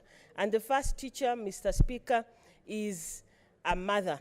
So even as we sit here and demoralize teachers as government or as people, we should remember that everything we know, every value we hold, and every skill we practice, we have acquired it from a teacher in whatever form. Mr. Speaker, as we celebrate teachers on this World Teachers' Day, we should continue to remember that teachers have demonstrated great leadership, innovation. They have adopted new teaching styles. Now they are forced to adopt CBC in this country, digital learning, something that probably they were not trained in college. And they have found new solutions to ensure that learning never stops. And Mr. Speaker, the theme of this year's World Teachers' Day has taken note of that and appreciated these efforts, and that theme has been teachers leading in crisis, reimagining the future. Mr. Speaker, therefore, this calls to the importance of teacher leadership during the time of crisis. Even during these COVID times, we have seen in communities where teachers have been engaged to educate people, to give people public education on how to deal with COVID, its effects, and how to avoid it altogether. So, Mr. Speaker, I thank you for this opportunity, and congratulations, teachers. Thank you. Senator Christopher Lagat. Thank you, Mr. Speaker, for also giving me this opportunity, at least to celebrate this great day for our teachers. In fact, I'm happy that I'm one of them. And I want to say that, Mr. Speaker, teachers are very important people in our lives. Imagine how they mold our children right from baby class to university. And I want to say that any country all over the world that mind about the character, the behavior, and the knowledge and wisdom of their children must actually take care of their teachers. More often than not, as Senator Wetangula was saying, in our country, we rarely celebrate our teachers and even appreciate what they are doing. Most of the time, we see them going on street on strikes, for them even to have some of their allowances increased. It's a great shame, because if these people are mistreated by the government and they are the same people handling our children, you can imagine, Mr. Speaker, frustrated people handling children at formative stages. And you know, these are the children who will actually model these particular teachers. So I want to say that the way sometimes our teachers are handled in our country is not the best.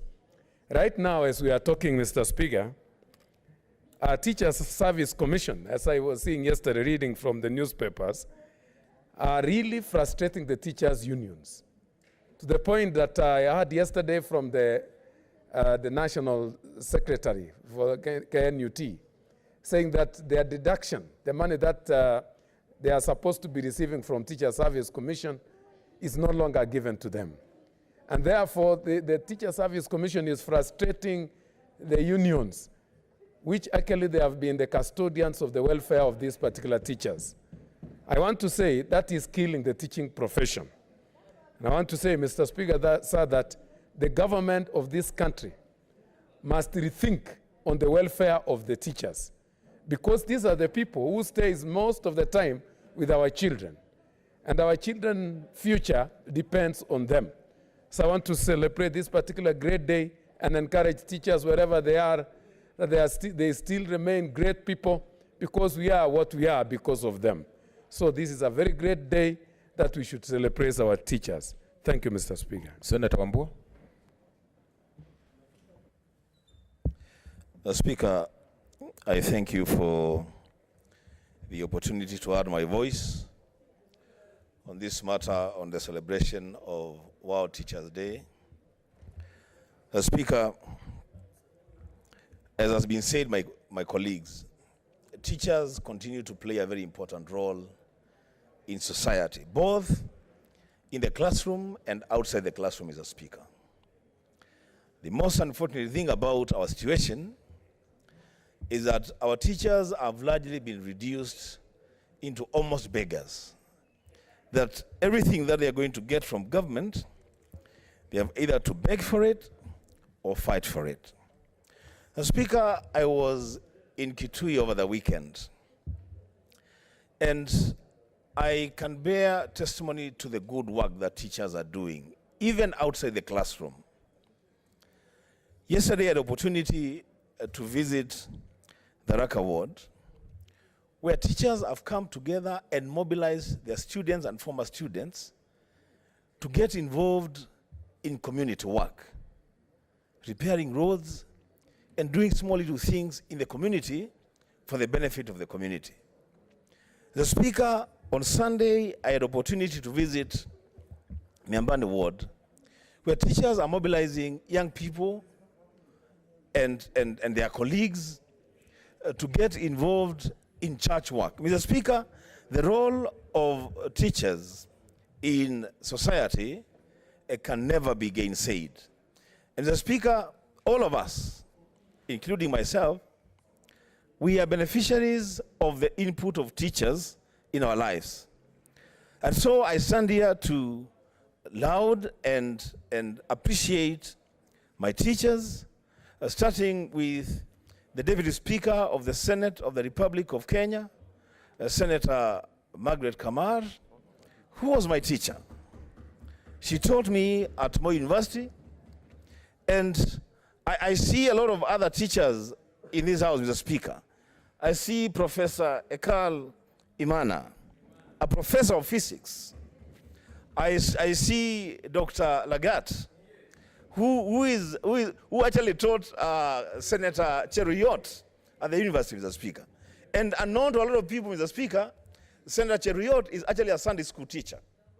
So, Mr. Speaker, we need to celebrate our teachers. But there is a category of teachers, Mr. Speaker, that we must really celebrate and look into their welfare. Teachers in early childhood development education, Mr. Speaker. Those teachers have been left behind in conversations around teachers. I come from a county where ECD teachers are not in the formal payroll of the county government, Mr. Speaker. Where ECD teachers, it's like they've been reduced into just people who beg to offer service, and governments have got to decide whether to pay them or not pay them. Mr. Speaker, I want to call upon all county governments in this country to remember the welfare of early childhood education teachers, because they play a very, very important role in laying a firm foundation for education for our children, Mr. Speaker. I thank you, Mr. Speaker. I see there's still a lot of interest, but unfortunately the statement hour is over, so we'll go to the next order.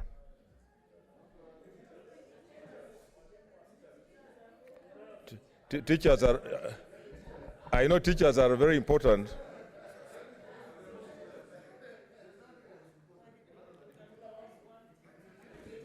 Order number Senators. 8, the Startup Bill, Senate Bills. The Startup Bill, Senate Bills number 16 of 2020, first reading. A bill for an act of parliament to provide... Order, Senator Cherargei. I'm also a son of a teacher. So...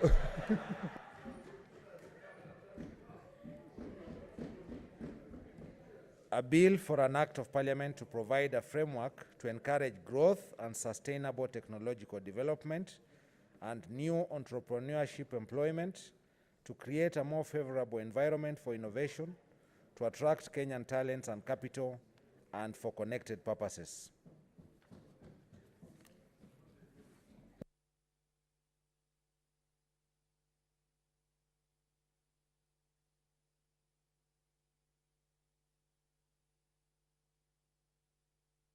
Senator Mutula Jr.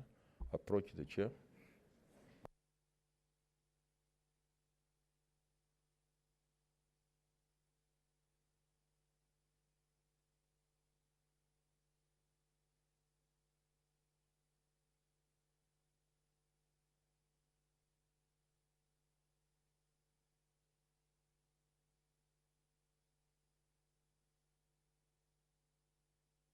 So next,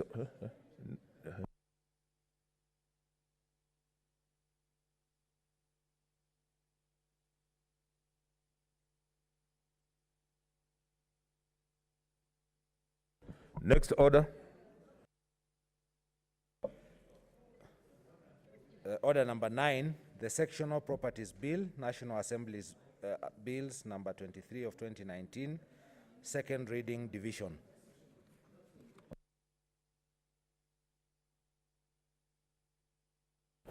Okay, direct that the bill be rung for 5 minutes.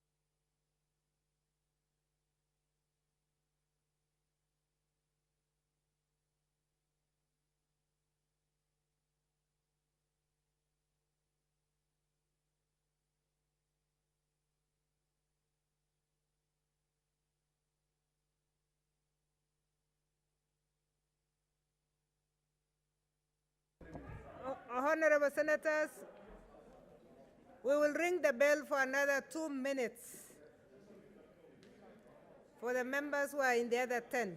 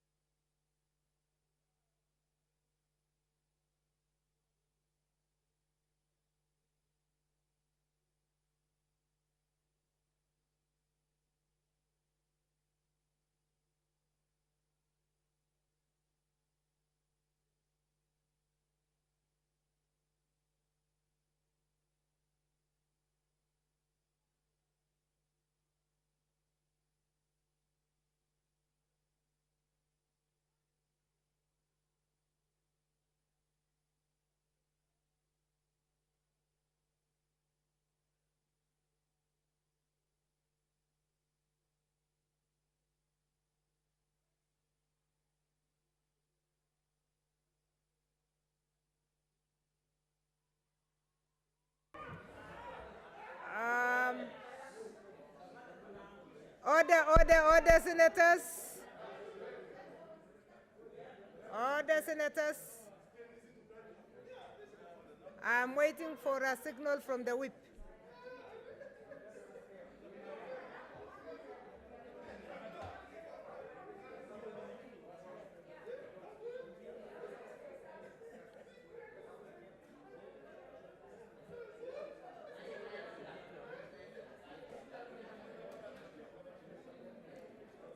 Order, senators, please take your seats. Senators, please take your seats. We are waiting for you, whip, to signal us.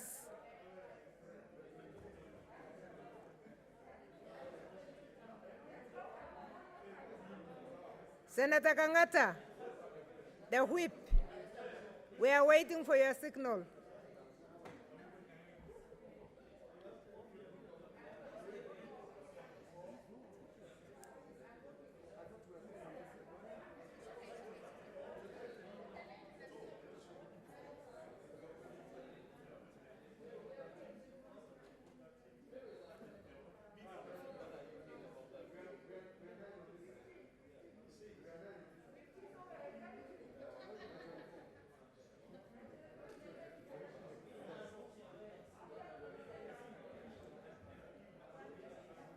Are we okay?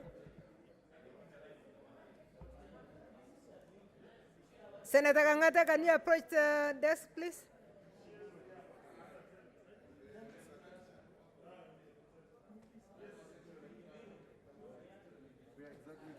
You are exactly 24.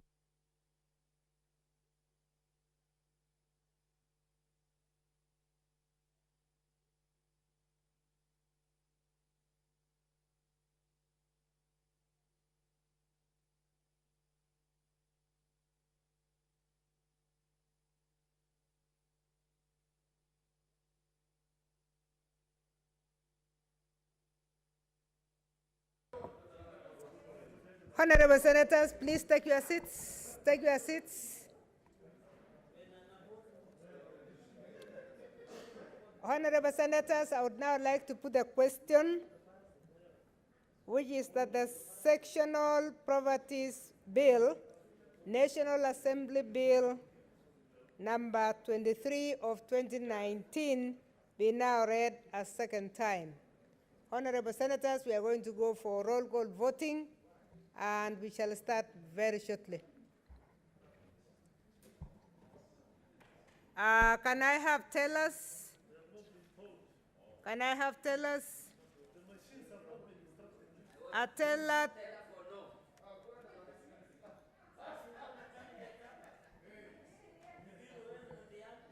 Honorable Kibiru and Faria, Senator Faria.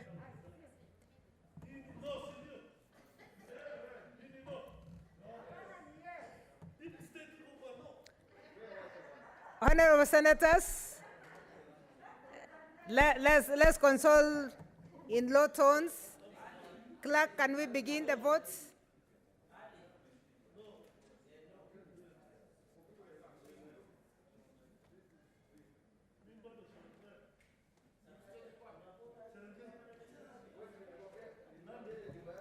The Sectional Properties Bill, National Assembly Bills number 23 of 2019, second reading, roll call, division. Senator Adan Dulo Fatuma, Isiolo County.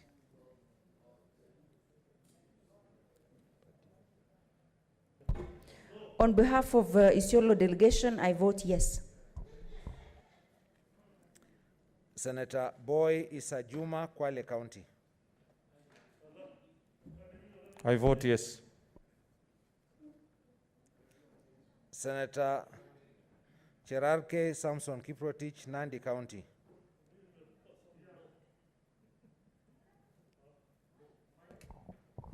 I vote yes. Senator Cheriot Aaron Kipkirui, Kericho County.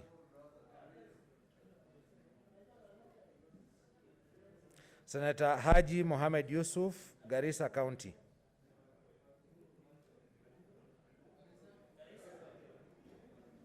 On behalf of my delegation, I vote yes. Senator Hagura Godana, Marsabit County. Votes yes. Senator Imana Malakai Charles Sekal, Turkana County.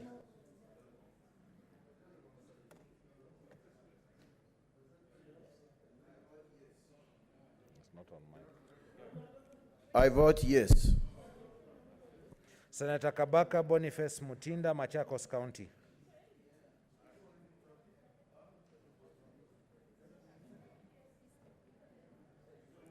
Senator Kajuang Moses Otieno, Homa Bay County.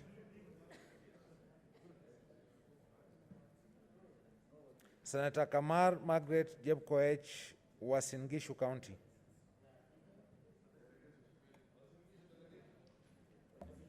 Uasin Gishu delegation votes yes. Senator Kangata Irongo, Murang'a County.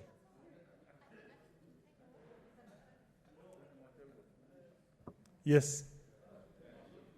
Senator Haniri George, Vihiga County. Senator Kibiru Charles Rubenson, Kirinyaga County. I vote yes. Senator Kihika Susan Wakarura, Nakuru County.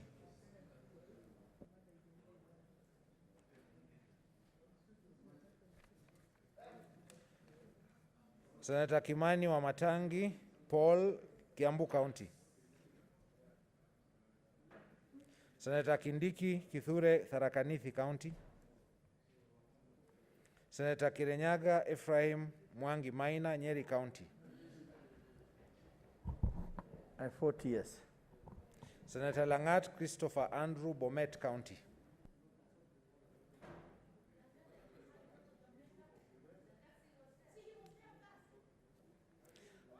Senator Leleguel Tumbesi, Samburu County. Senator Linturi Franklin Mithika, Meru County.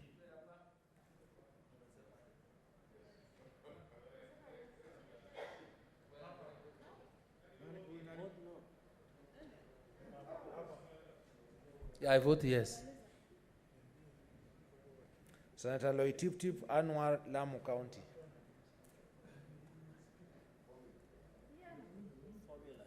Senator Mazayo Stewart Mwachiru, Kilifi County. Senator Mahamud Mohamed Maalim, Mandera County. I vote yes.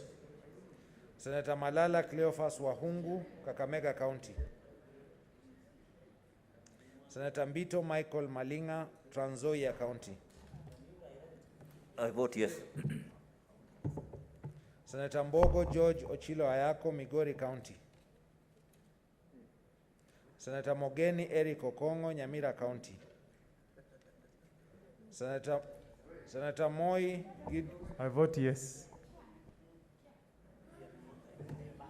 Senator Moi Gideon Kipsielei Towet, Baringo County. Senator Mpayei Philip Salau, Kajiado County.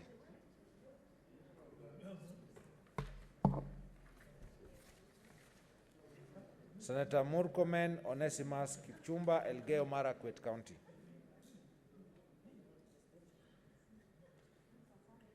Senator Mutula Kilonzo Jr., Makueni County. I vote yes. Senator Mwangi Paul Githiomi, Nyandarua County.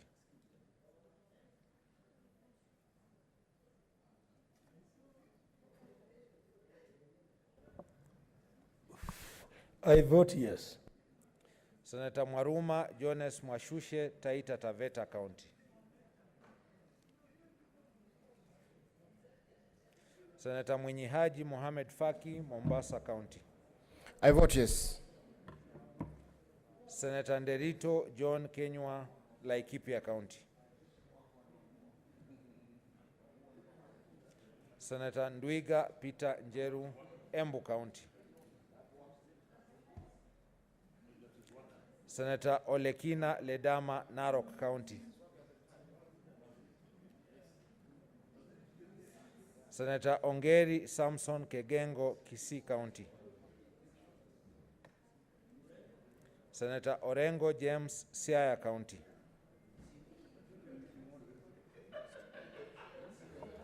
I vote yes. Senator Outa Frederick Otieno, Kisumu County.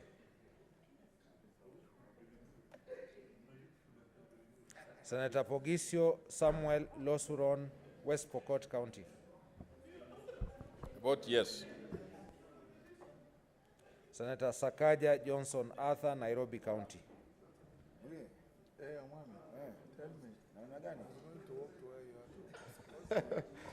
I vote yes. Senator Wako Situila Amos, Busia County.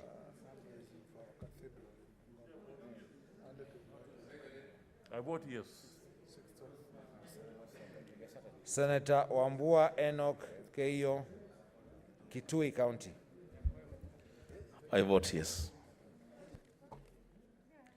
Senator Wario Golich Juma, Tana River County.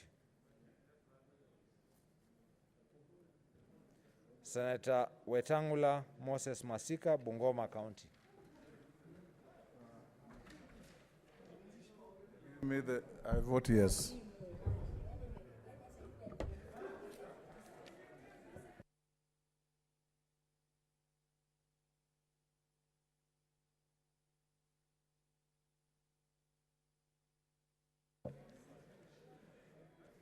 Senator Cheriot Aaron Kipkirui. What's the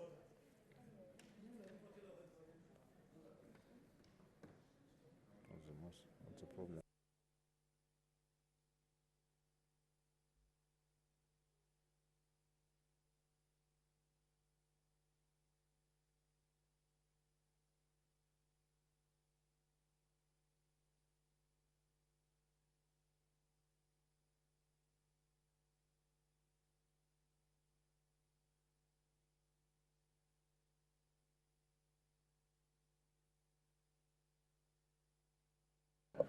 Senator Ali Abdullahi Ibrahim, Wajir County. Okay, twice. Chair, my name was missed. What happened? Am I not in the list? No. I have the right to ask.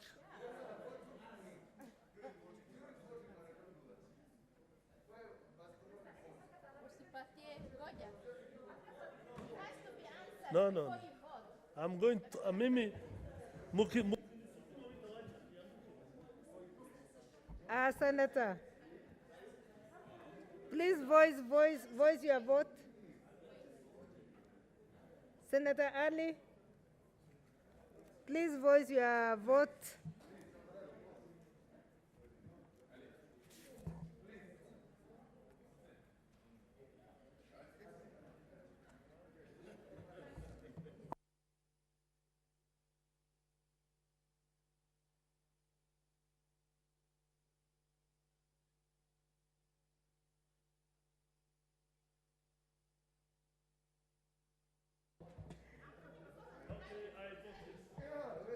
Thank you.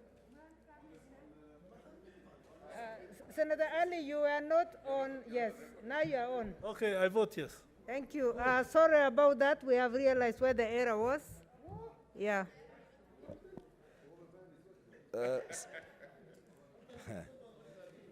Senator Kabaka Boniface Mutinda, Senator Kajwang Moses Otieno, Senator Haniri George, Senator Kihika Susan Wakarura, Senator Kimani Wamatangi Paul, Senator Kindiki Kithure, Senator Langat Christopher Andrew, Senator Leleguel Tumbesi, Senator Loitiptip Anwar, Senator Mazayo Stewart Mwachiru, Senator Mbogo George Ochilo Ayako,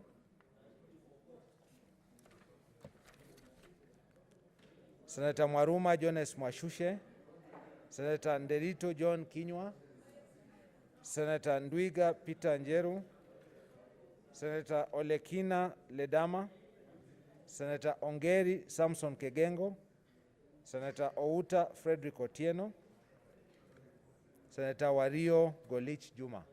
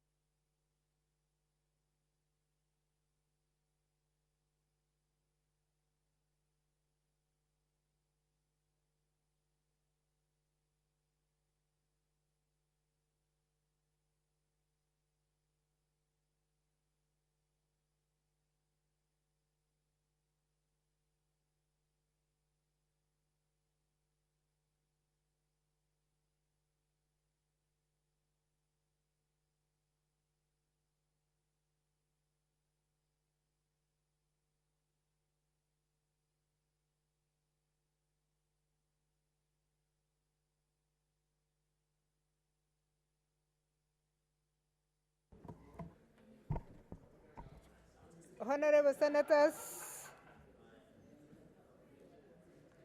these are the results of the division on the Sectional Properties Bill, National Assembly Bills number 23 of 2019. Ayes 24, nays 0, abstention 0. The ayes have it. A bill for an act of parliament to provide for the division of buildings into units to be owned by individual proprietors and common property to be owned by proprietors of the units as tenants in common. Senator Muranga, please. Can you be quiet as the pronouncement is being made on the bill? Yeah, go ahead, clerk. A bill for an act of parliament to provide for the division of buildings into units to be owned by individual proprietors and common property to be owned by proprietors of the units as tenants in common, and to provide for the use and management of the units and common property and for connected purposes. Thank you. Next order.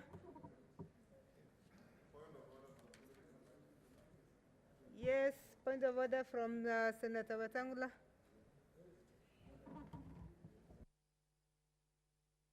Speaker, for those of us who appreciate and value the decorum in this House, we get disturbed when the Speaker is on her feet announcing the outcome of a division, and members, including the majority whip, are busy laughing away the afternoon and congregating as if it's a kamkunji. Where is decorum in this House, Madam Speaker?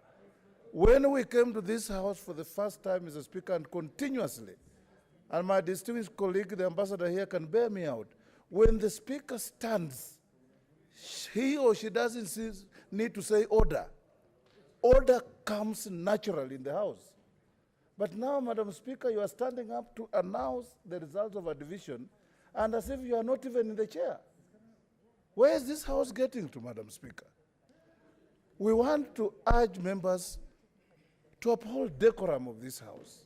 Otherwise, we cease to be a House. We can be a baraza if we wish. Another point of order from Senator Kilonzo Mutula. I was going to suggest, Madam Speaker, that unlike the substantive chair who raises his voice, when you're on the chair, I think the people out there should increase the volume so that you can be heard. You are soft, and if there's a possibility that Kangata on top of his, when he's laughing, your voice disappears. Thank you, Senators. I think the mask is the problem. Because as my student confirmed, I lectured in a lecture hall of 3,000, and they had.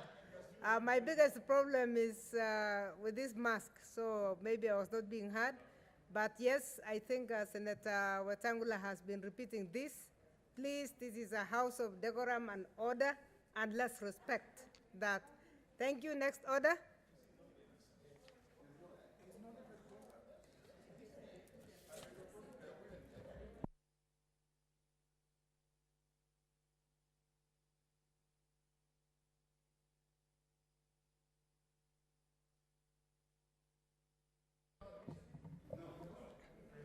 Order number 10, the Community Health Services Bill, Senate Bills number 5 of 2020, second reading. Honorable Senators, this is resumption of debate, and Senator Kongo Mogeni had a balance of 11 minutes, if he wishes to use all of it. Thank you, Senator Mogeni.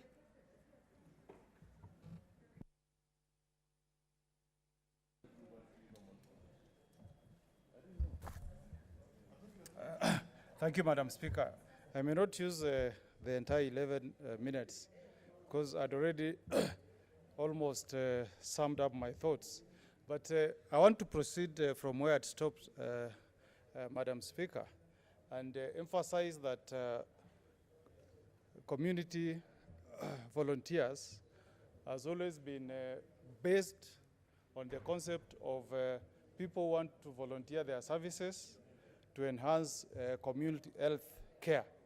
So, Madam Speaker, I want to still persuade the sponsor of this bill that if we can move this bill from the idea of having community health workers to community health volunteers, this bill will be very, very helpful to our counties. In fact, Madam Speaker, in terms of wage bill, if we all interact with our counties, if you speak to the health executives in most counties, already our health sector wage bill is taking almost 50% of the total wage bill in our counties. Like in my particular case, in the county government of Nyamira, 50% of our wage bill is taken by people who serve in the health sector. So if we again push the community health workers to be absorbed into the wage bill of counties, we are talking, Madam Speaker, of if you just take an estimate of the county government of Nyamira, you'll be talking about an increase in the wage bill of over 1 billion. Madam Speaker, having fought very hard for enhanced allocation to the county government of Nyamira, the most we'll be able to get if Treasury will avail 50 billion next year, will be 5.1 billion. So, Madam Speaker, if we surrender another 1 billion to be taken care of by wage bill, it means that the county government of Nyamira may not even have money for development. Another point, Madam Speaker, I wanted to make is that it is impossible. I don't see what mechanism can be put in place whereby all the community health care volunteers in serving in various counties in the Republic, and whom I must say are doing a very good job, can be absorbed into the wage bill without going through interviews, etc. Madam Speaker, I was receiving a report today of an outbreak of one case of COVID that happened in one of my local markets in Nyamira, in Ikonge. And when I was speaking to the CEC Health, in fact, he told me that he had already gotten in touch with the community health care workers to mobilize the contacts of the people who had gotten in touch with that patient. I mean, that goes to show how important these people are to our communities. So I want to really say that Senator Zani, who sponsored this particular bill— Honorable Senators, please consult in low tones. He's making a very important point. Senator Zani, who came up with this bill, has fantastic ideas, and we should not kill this baby. We should save this baby.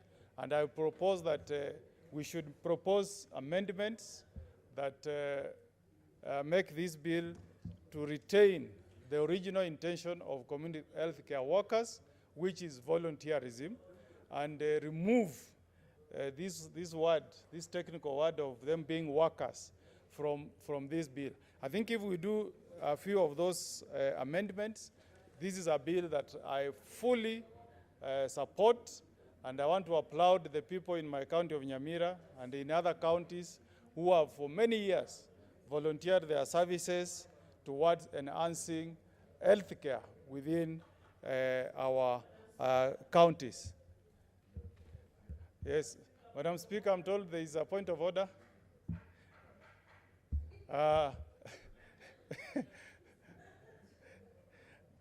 Yes, Madam Speaker, I'm getting some interruption from Senator Cherage. I don't know what point of order he has. There is a point of order from Senator Cherage. Samson? Madam Speaker, with all due respect to my learned senior and the senior counsel, Madam Speaker, I think Senator Mutula Kilonzo raised a very important. We are having a problem in terms of hearing, so we were requesting the guys in charge of these gadgets to at least increase at least a bit of volume, because it's hard to follow what my learned senior, and I would like to drink from the fountain of his wisdom as he dispensed it freely.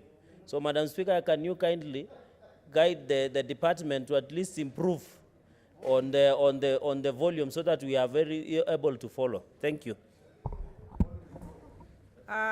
Thank you, Senator. Can we have the volume increased, please, our audio team? Thank you. You can wind up, Senator Omogeni. Thank you, Madam Speaker. So in winding up, Madam Speaker, I fully support this bill with the suggested amendments. Thank you, Madam Speaker.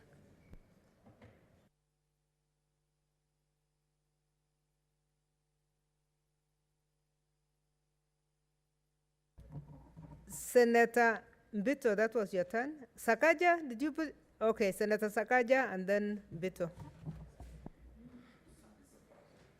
Why? Why should you be first? No. The chair speaks last. Madam Speaker, the chair of health should actually speak last because he needs to take into account what members have spoken to this bill. This is second stage, and members have very different analysis. I want to applaud the good Senator Zani for this bill. Madam Speaker, healthcare workers are a core part of our healthcare system. And if you look at the memorandum and objects of this bill, it really addresses the issue of focus on the community. Madam Speaker, this comes at a time when we're looking at the most noble of professions, which is healthcare, our doctors, our nurses, our medical officers, and our teachers. Those were the professions that in the past were regarded as the most noble. In fact, Madam Speaker, in a community, when you'd ask anybody what they want to do, they would either want to be a nurse or a teacher or a doctor. These days, everybody wants to study procurement. I don't understand what happened. Procurement is the most sought after course these days. Madam Speaker, on Thursday, 15th of April, 2020, while chairing the Committee on COVID, and after chairing 70-something sessions, I became a healthcare volunteer. And I got to learn a lot about these CHWs. Madam Speaker, we met a consortium of community health workers led by one Julius Mbeya of Luala Community Alliance. We met Financing Alliance for Health, Dr. Angela Gishaga, Amref Health Kenya, Dr. Meshak Ndirangu, Medic Mobile, Ms. Doreen Kuduoli, NI Africa, Mr. Victor Rotich, Carolina for Kibira, Mr. Omala, we had Dandelion Africa, Mr. Wendo, and Living Goods. And Madam Speaker, they brought to the fore not just the great work that community health volunteers have been able to do in this country, but also the challenges. And not just the opportunities that present themselves if we focus on community health services, but also on the successes that have been seen across the world. Madam Speaker, the greatest pointer of the impact of community health workers was in the fight against Ebola. Madam Speaker, in West Africa, CHWs played a critical role in driving the success of the Ebola pandemic response. And the world still wonders how we're able to deal with something that was much more contagious, deadly than even COVID. Madam Speaker, you get Ebola on a Friday, by Sunday you're dead. But because of community health volunteers, and I want to acknowledge them, especially the ones in my county, Nairobi County, they are the ones who know each and every household. They are the ones who know who stays where, which family has which pre-existing conditions, where is their diabetes, who didn't get a polio shot, who has not been vaccinated, who is pregnant, and where do we expect a new child. And Madam Speaker, one of the key issues in designing an effective healthcare system, because COVID has shown us the vulnerability and the soft underbelly of our healthcare system, the most important factor is information. Madam Speaker, information becomes power. And that is why, in fact, I believe we need to relook at this MESS report. The issue of healthcare information system is extremely important. It helps you know what to procure. It helps you know which kind of drugs are needed in which area. It helps you know what epidemic or outbreak is likely to come out from a certain area. and what people are dealing with. Madam Speaker, that has not been done, despite the huge investment that was put in to address the issue of information. Madam Speaker, there is need to strengthen the community health strategy of this country. And even during, in dealing with the pandemic, and I pray that it's going down and we do not have a second wave, we must still be vigilant enough to leverage on the great network that community health workers have for management and control of our health system. There needs to be scaled up training, and I'm glad this bill provides for that, of CHWs to help us in early detection, in contact tracing, in psychosocial support, to increase financing for health and greater investment by counties. Madam Speaker, county governments must lead in funding community health volunteers. Community health volunteers, and I'm glad Senior Counsel Omogeni has insisted we call them that, because once you call them workers, it brings some complications. But Madam Speaker, community health volunteers should be given a minimum, and this came out of a discussion with them, a minimum of half of the minimum wage, Madam Speaker, as a monthly stipend.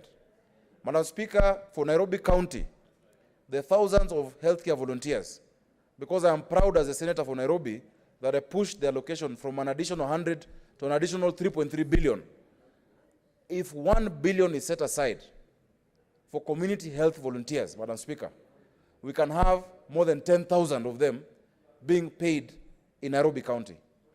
That investment in the community health volunteers will reduce the cost or the amount of money being spent in the health docket, because we've seen a lot of preventative interventions actually reduce the burden and the cost of healthcare, because you have less need for drugs, you have less need for hospitalization, and some communicable diseases like cholera, like, those outbreaks that are happening because of cleanliness actually go down in the community. So I would advocate and I would urge the county assembly as they're budgeting, because now we're able to do 19 billion in the next financial year. The 19 billion that's coming to Nairobi, set aside $1 billion for community health volunteers. I have seen them, I've interacted with them, the ones in Mutuini, in Dagoretti South, in Roysambu, in Kibera, in Mathare, in Molem, in Embakasi, in Pipeline. They know what the health challenges are in each and every part of my county, and I am pushing that we set aside $1 billion shillings from the additional, because we were only going to get 100 million. Now we have 3 billion more. Just 1 billion can help us reduce even how much we're spending on Mbagathi Hospital, on Mamalusi Hospital, on the hospitals around this city in the sub-counties, Madam Speaker. Madam Speaker, we've seen how they've helped in the issue of reproductive and maternal health care. A lot of the mothers, sometimes labor comes unexpectedly, especially when there's no elective cesarean being planned. And Madam Speaker, many of them have had to give birth at home. It is these community health volunteers who have been able to assist. Madam Speaker, in the spread of TB and HIV and AIDS, being able to bring down the numbers. And this is one area where our country has performed actually well. And many parts of this country have performed well. It's just subsections that are lagging behind because of different reasons.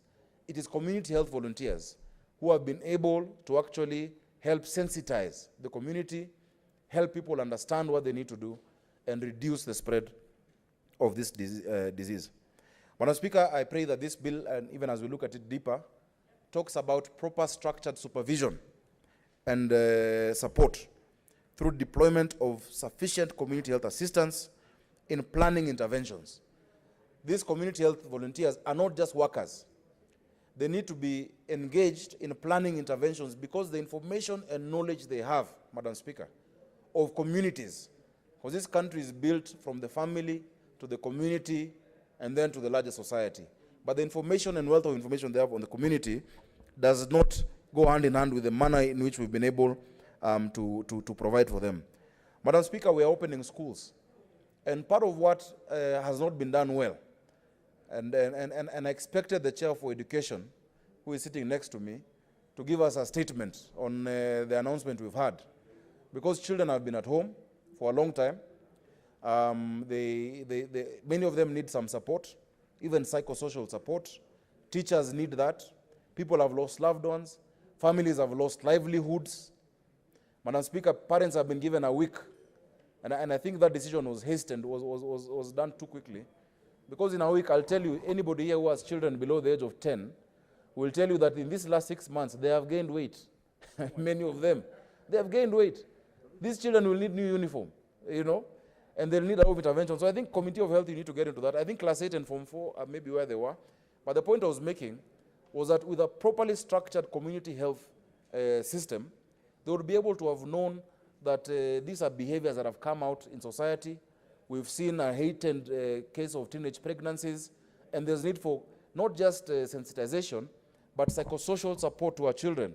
The best people to do that would be enabled, facilitated community health volunteers across the ward. They go lower than the ward in the villages. Those are the ones who should be able to play this role. So, Madam Speaker, we really need to challenge counties. And I think Senator Mugeni started a line of thought that he dropped along the way. I think because he was interrupted by his former chair of JLAC. That line of thought is important, Senator Mugeni. I think if we acknowledge as a Senate how critical community health is, in the next CARA, Madam Speaker, I would urge the Senate of the Republic of Kenya to actually to ring fence allocations for community health volunteers in each county. There is no county that does not have CHVs, but there is no county that is engaging them properly, that is even giving them a stipend. So if the governors won't appropriate and the county assemblies won't budget for them, the Senate can actually ring fence in the County Allocation of Revenue Act of the next financial year resources for community health volunteers. And we will be able to see, Madam Speaker, in less than 2 subsequent financial years, a reduction in the health burden in terms of costing, Madam Speaker. So the health strategy is outdated, and I'm sure Senator Zani has done enough research. If you look at the even policy papers and the sessionals that came, they're outdated. That needs to be revived. And the CS for Health needs to think about that critically, together with county governments, the compensation. Today, Madam Speaker, we have around 60,000 community health workers with a reach of over 9 million households, Madam Speaker. If properly deployed, will cover the whole country. 60,000, 10,000 of whom are in Nairobi only, you know. And that's why I've calculated how much it would cost. And I urge the county government and the NMS, because this has been transferred to NMS, General Badi and the director, I think her name is Josephine, to actually appropriate money for this. And my good friend Oluga, who understands, because he's been a doctor, and he knows by the time a patient is coming, the intervention that has been done, Madam Speaker. Madam Speaker, when you look at the bill, beyond the objects, Senator Zani is talking about inclusivity and equity. During the debate we had on the formula, Madam Speaker, it was clear that the parameter on healthcare was being measured poorly, because a huge percentage of it was being measured on the number of visits to a hospital. Madam Speaker, there are counties with no hospitals to visit. And then a small percentage was on the facility gap. Madam Speaker, if we're talking about equity and inclusivity, we need to rethink how we develop these indexes or indices that tell us the need and burden of healthcare. There are some counties like Makueni, where because how vast the county is and how spaced the facilities are, you don't have that number of visits for simple things that can be cured using herbs, marubaini, and such things.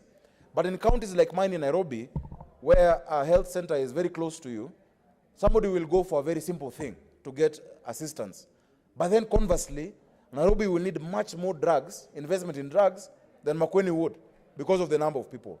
I think we saw a lack of creativity in how these indices were being formulated, and I hope the health committee, chaired by Senator Mbito, who is a doctor who understands these issues, will actually help recalibrate how we inform these indices. Because any formula used is as good or as bad as the thought that has been put in how you measure that index that you're looking at. Madam Speaker, this bill pushes for collaboration between both levels of government, which is necessary. It has not been going on. We just gave the example of agriculture, where governors are up in arms that the regulations that they have not been involved in, yet they're the ones who are supposed to execute it. And I'm sure this lack of coordination, this silo mentality is existing in healthcare as well, and in other sectors.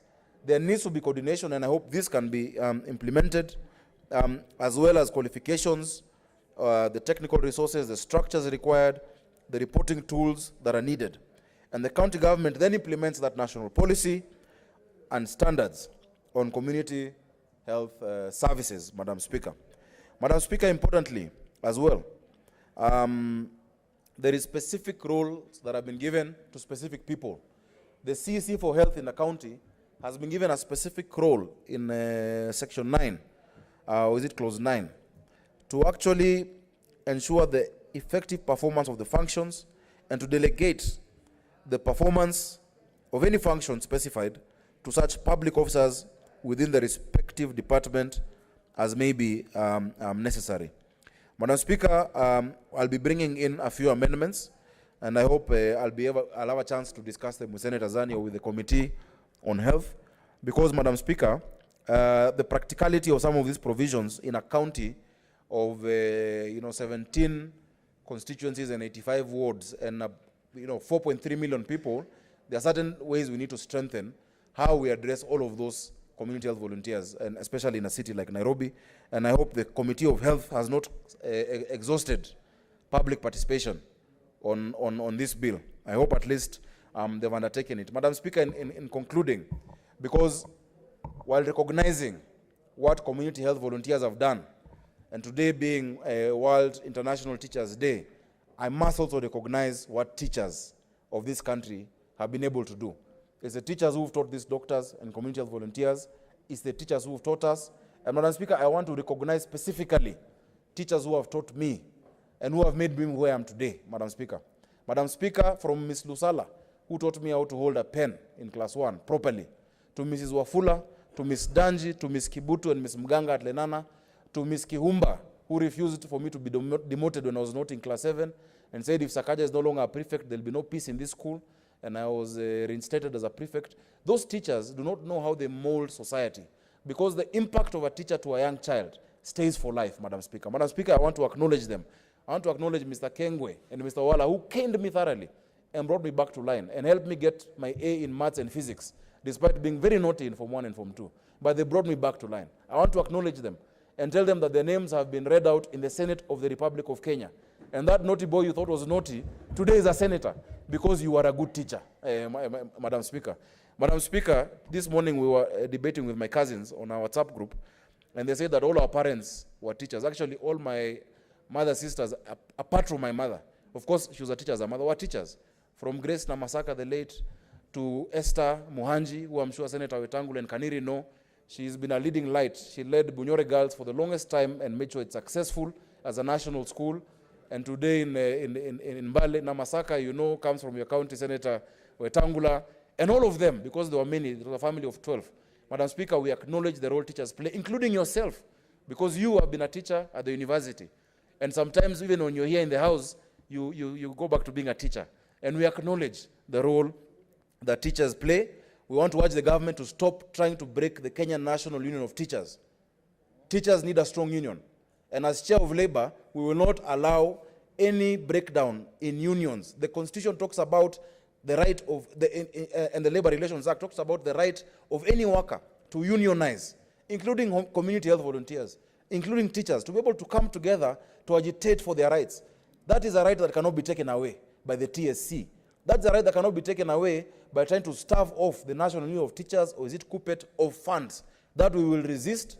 It goes against this constitution.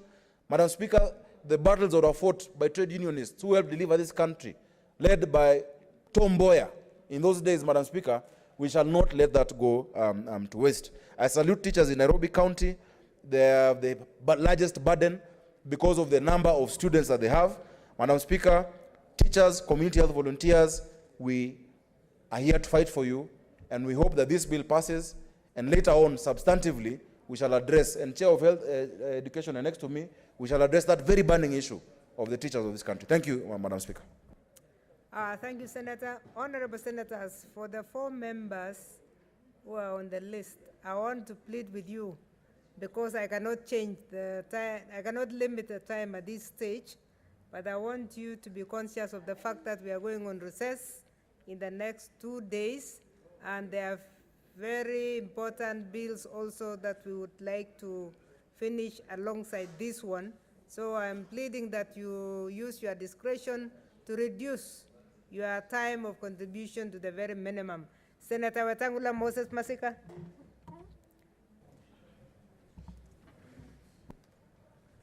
Thank you, Madam Speaker. Let me see if I can compress my thoughts in the next 10 minutes.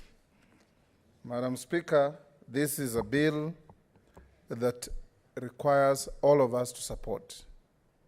The other day, Madam Speaker, I think last Monday, when we had the COVID conference at KICC, I was happy to hear that since COVID hit Kenya, the positive side effect is that diseases like diarrhea, dysentery, and cholera have all disappeared. Why? Because of the improvement of personal hygiene.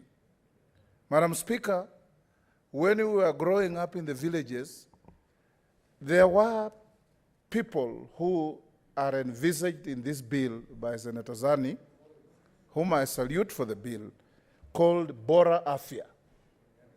They were in every village, Madam Speaker. They were called Bora Afya.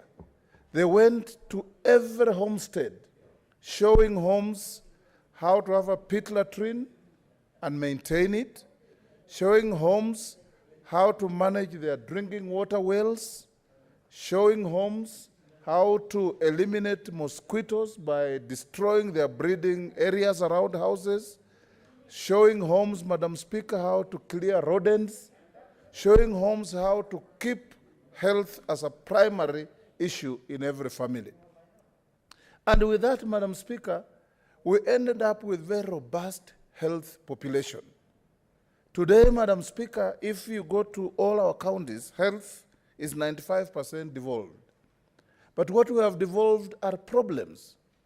You go to the villages, Madam Speaker, health centers, dispensaries, and all those units have no medicines. People come there just to die, and so on and so forth. It is important, Madam Speaker, that we invest in preventive processes, primary health care, where people are taught basics of hygiene. You may not be a rich person, but you may be taught how to have a balanced diet from the little you have. You may not be a rich person, but you may be taught how to collect water from the available spring and well and boil it and drink it without getting any diseases out of it. You may not have a lot of money, Madam Speaker, but you may be told how to eliminate mosquitoes from your sleeping environment. I remember small boys sleeping in my grandmother's house, Madam Speaker. My grandmother would, as we go to sleep in the evening, put some little dry cow dung in the jiko. And that cow dung will smoke the whole night. And that smoke would eliminate every single mosquito from the room. And we would wake up very well, Madam Speaker. And this used to happen in many homes. And these were people who didn't go. My grandmother never saw any classroom. The only thing she knew was how to say a rosary in a Catholic church, and nothing else. But she knew that we needed to eat well. We needed to sleep in a clean environment. Every morning, the house has to be swept. Every Friday, the floor had to be smeared by cow dung to eliminate fleas and any other harmful insects that would come into the house. Every day, something was done. We used to be conditioned to clear grass around the house so that snakes cannot come into the house to harm us. All this is basic health care that this bill is talking about. And what I would hope that will happen after we pass this bill, Madam Speaker, is to avail sufficient resources. Because out there, in fact, currently, the avenue for theft of public funds in the counties is through construction and health services. That is where most funds are stolen. You'll find, Madam Speaker, like in many counties, all the money you send there for COVID, 200+ million almost in every county. Mine got 213. They can't account for it. They are calling meetings of people to play politics, trick them to sign attendance sheets, and then they go and add figures of money as allowances so that they can appear to be accounting for the money. In fact, Madam Speaker, in the counties, there are so many layers of employment going on now. If this was diverted to primary health care, lives would be improved. I was amused to read the other day, Madam Speaker, that my governor, in his office alone, has 168 casual workers working in his office. Obviously, these are ghosts that they use to steal money. 168 casual workers in the governor's office. Where do they sit in the first place? And what do they do? And where are their names?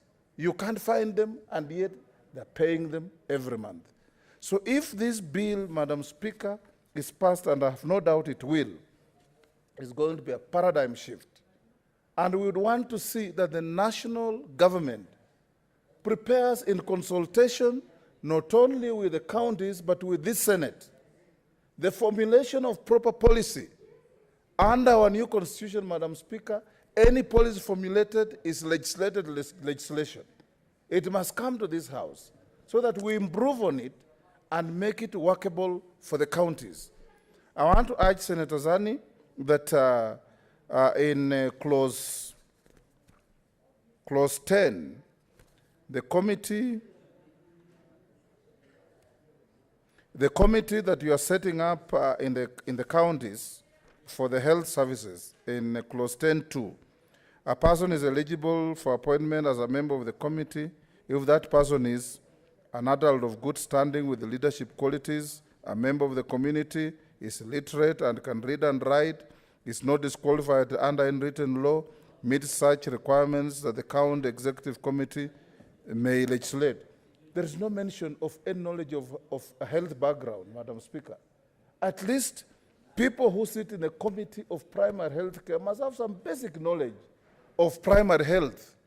We have a lot of people, Madam Speaker, who are training as nurses, training as public health, as meat inspectors, as public health record keepers, even as doctors. I know doctors who are graduating and going back to the villages because the government can't employ them.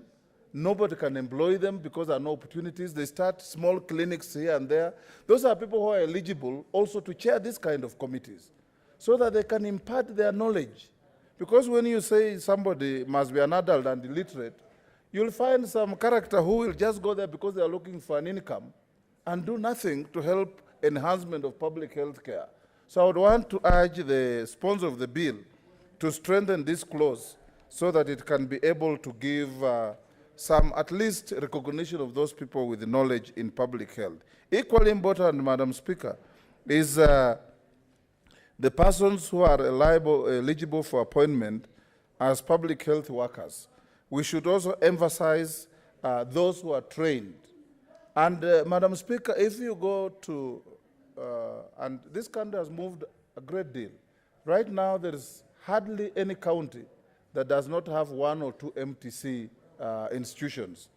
And we're training a lot of people. The public cannot absorb all of them. The national government has no capacity to employ them. So these are the sort of people who would then be enlisted as volunteers but be paid a stipend. Like Senator Sakaja said, if we pay attention to this, then our budget for curative processes in health sector would easily go down by 50%, if not more. Because, Madam Speaker, if you go to the village, I went to, last year, Senator Orenga, I went to Embu for the burial of an old man who was 118 years old. And he had never been to any hospital, never been to any dispensary all his life. The only time he went there is when his body literally gave way because of age. And that was the time he succumbed and passed on. A person like that, Madam Speaker, and we have many people who grow up to ages of 80, 90, 100 without ever seeing a doctor. The only person they encounter are the village dressers, nurses, and other public health officers who only advise them on simple things and as long as we have clean water and all this, and Madam Speaker, you may even realize, and senators here can notice, that since Corona came and the protocols of public health behavior were imposed, common colds have been a thing of the past. You sit in this chamber, and in the whole afternoon, you hardly hear any senator coughing. Previously, there will be a cough shooting from every direction in this chamber because of poor public hygiene. We are shaking hands. Somebody has been sneezing in his hands, and he stretches to shake your hand. You don't shake the hand. You are arrogant without knowing that you are caring about health. I think even after COVID, and Senator Zani, you need to look at some of the practical and applicable corona protocols and incorporate them in this, because they have been making a very major stride in improving public hygiene, in making people realize and understand that failing to shake hands is not a matter of disrespect for each other, but it's a matter of public health. That failing to sit so closely to each other for no reason is not a matter of arrogance, it's a matter of public hygiene. That looking for going to less crowded places, including churches, including bars, including areas of recreation, is not because you don't want to interact with people, but because it's important that we keep safe distance for purposes of each other's hygiene. And communicable diseases, Madam Speaker, can be eliminated if we impose all this on ourselves. More importantly, Madam Speaker, as I finish, is the need, and I agree with my distinguished nephew, the Senator for Nairobi, that perhaps in the future, as this House helps to design allocation of revenues to counties, we try to also ring-fence some portion of resources that will be geared towards public health. Public health that will help improve health for everybody. There are still places in this country, Madam Speaker, where people just take milk from a cow's udder and drink it. Simple things, tell them, just boil, the milk remains yours, just boil it. Or kids go to the udder and suckle directly. Tell them, don't be in a hurry. The milk will still come out of the udder, it will be boiled. It takes no effort to boil milk and give it to the kid, they'll come out healthier. All these things, Madam Speaker, is what amounts to public health concerns. And we are now going back to the basics. Perhaps those who are young, like Senator Mwaura, don't know that there existed officers in government called Bora Afia. Bora Afia. In my area, we shouldn't be calling them Bora Afia, but they were called Bora Afia. Provided health, good health. Senator Bogisho may remember this. And if we have those now in every village, and Bora Afias, Madam Speaker, were allocated homesteads. One Bora Afia would run 2-3 villages. And every morning, they don't go to the headquarters in Bungoma or in Siaya. You live in the village, you work in the village, you walk from house to house. And when you find that this house is not focusing and agreeing and doing what you have told them to do previously, there were penal sanctions. You will be taken to the village elder then and be punished and be made to go and sweep on the local market and be humiliated before your own children and your own wife and your own family members to see you are grown up sweeping on the market. But these were sanctions that were very important. And I can see in this bill that we don't have sufficient sanctions because where we want to impose, you know, Kenyans are very indisciplined, Dr. Sani, that even if you are telling them to do something very good that benefits them, unless there are attendant sanctions, they don't follow. So put in some sanctions that those who don't do this, if you constantly keep pools of water outside your house, mosquitoes are breeding there, you are catching malaria every other week, you become a burden to the exchequer of your county and the national government, you should be punished for it. Because how long does it take to eliminate pools of water outside your house? Very little. But you find men on the market every day counting cars and playing ubao and doing all sorts of things instead of looking after personal hygiene for themselves and their families. Madam Speaker, this is a very important bill. I support it and I hope we'll pass it and make it very beneficial to our counties, to our population, and to our country. Thank you. Thank you, Senator. Senator Cherargei Samson Kiprotich.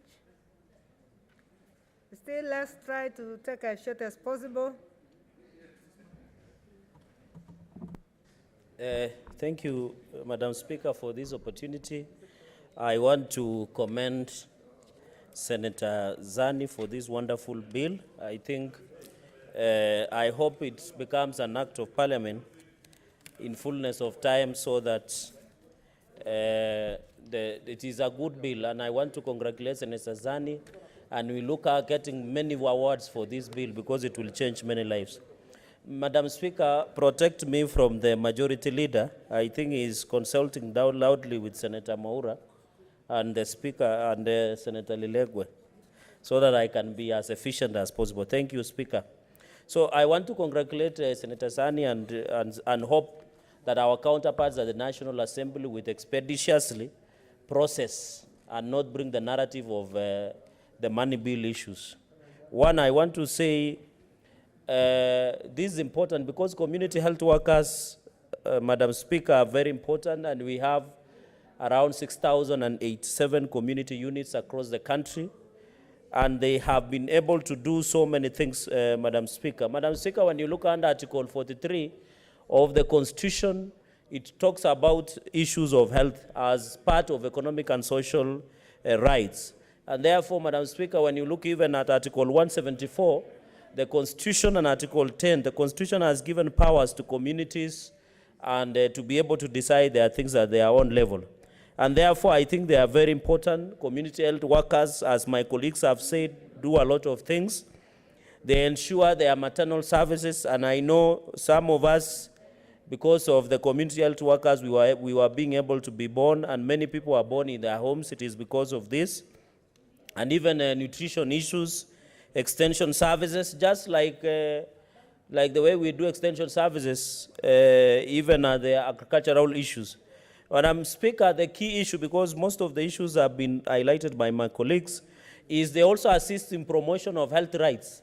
These are people who will go to house, the community, they'll be able to sensitize, they'll be able to teach even issues of communicable and non-communicable diseases in our communities and villages, Madam Speaker. Madam Speaker, they are very critical also in home-based care, Madam Speaker. You know very well, Madam Speaker, that most of our people sometimes are chronically ill, like because of cancer or many other diseases. These the community health workers are very critical. They go there and maybe change, give them injections, clean them, advise the family on how they should take care of the sick and who are chronically sick or terminally sick. And I think they are very important, Madam Speaker. Madam Speaker, I know Senator Msuruve will be happy about this. It is also the community health workers who assist the people living with disability by ensuring they bring a link, they create a data and ensure that people living with disability are given the health attention they deserve. So people living with disability also, Madam Speaker, they also participate in community-based surveillance. These are the people you use for community-based surveillance in many issues, apart from volunteer work that they do. They also assist in mitigating health disparities, because now Article 43 of the Constitution on Economic and Social Rights, it has created that health is one of the basic human rights. And therefore, how do you bridge them and mitigate disparity? Because, for example, in Nandi, we have 196 health centers against 887,000 plus residents of County of Nandi. So how do you bridge and ensure access to health care is achieved? It is not, at this point, governors should note very well. It doesn't mean that when you construct so many buildings, so many health infrastructure, it doesn't mean you have improved in the access of health care in this country. And therefore, I'm saying that this one will assist in mitigate the access to health services. Madam Speaker, the issue also of offices and the vulnerable in the society, it is also the role of community health workers that assist us in many things, Madam Speaker. The issue of mental health and gender-based violence, I think this is a new area where community-based health workers will assist in isolating and be able to discuss and give us these issues, Madam Speaker. Madam Speaker, I have seen, and I wish Senator Zani should be listening to this.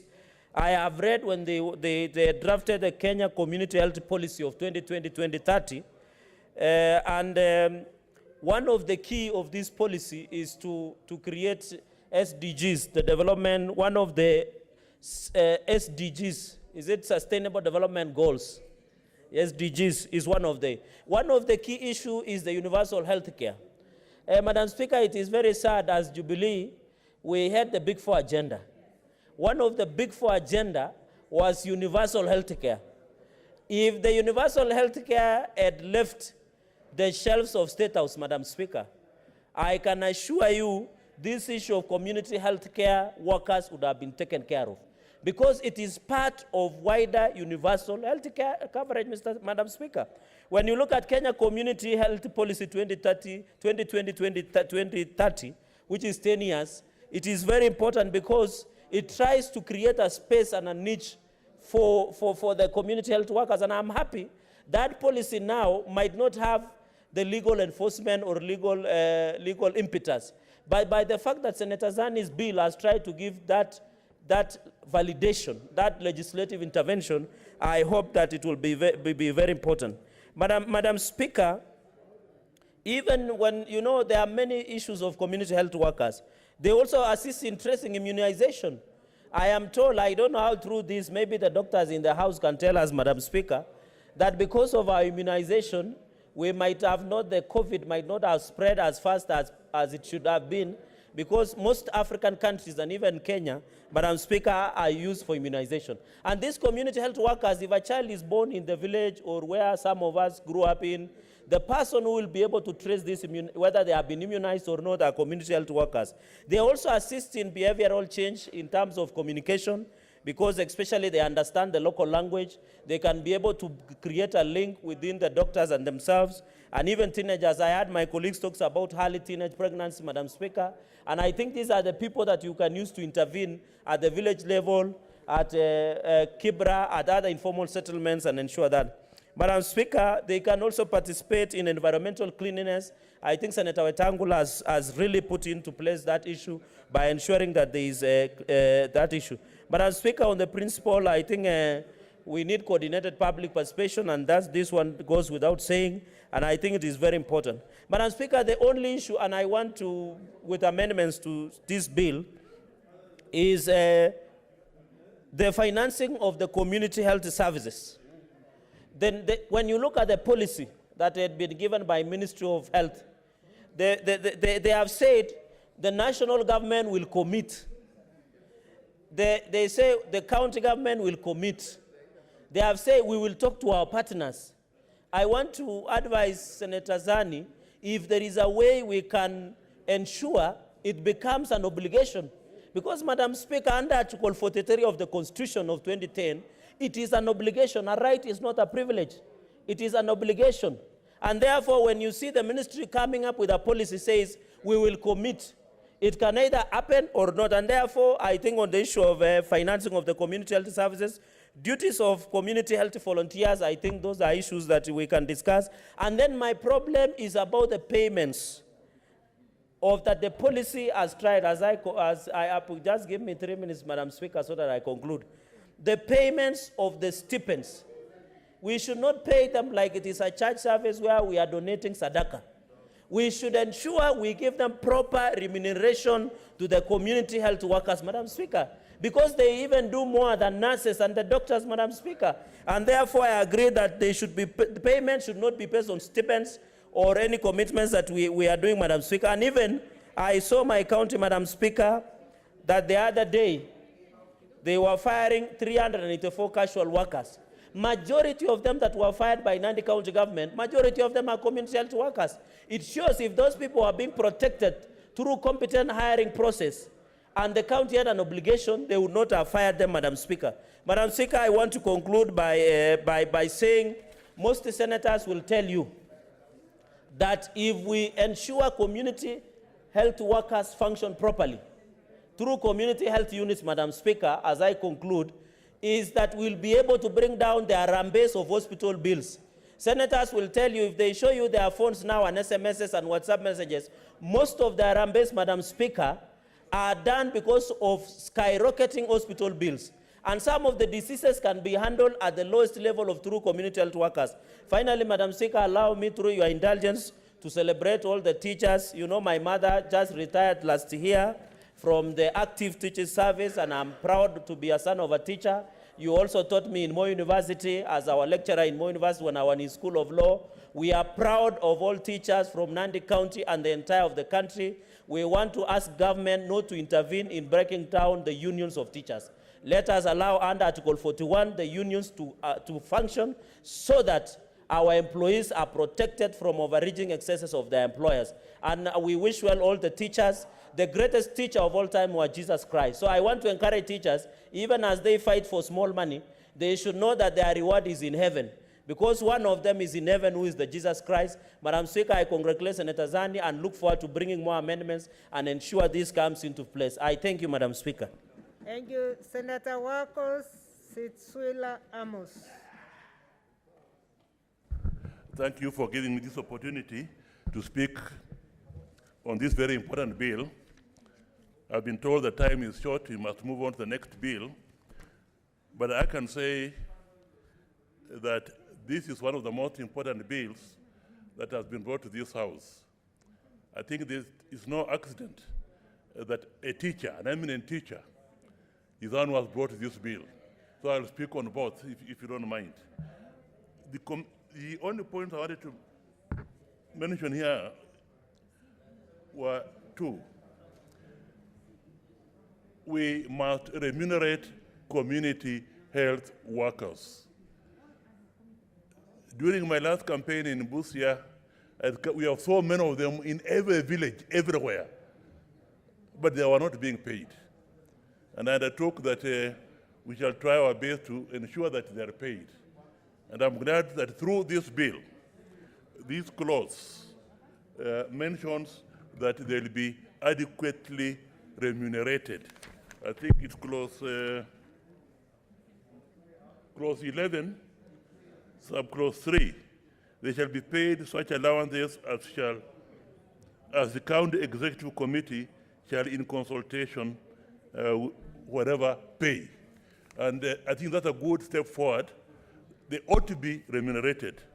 Just, Madam Speaker, the teachers also ought to be adequately remunerated.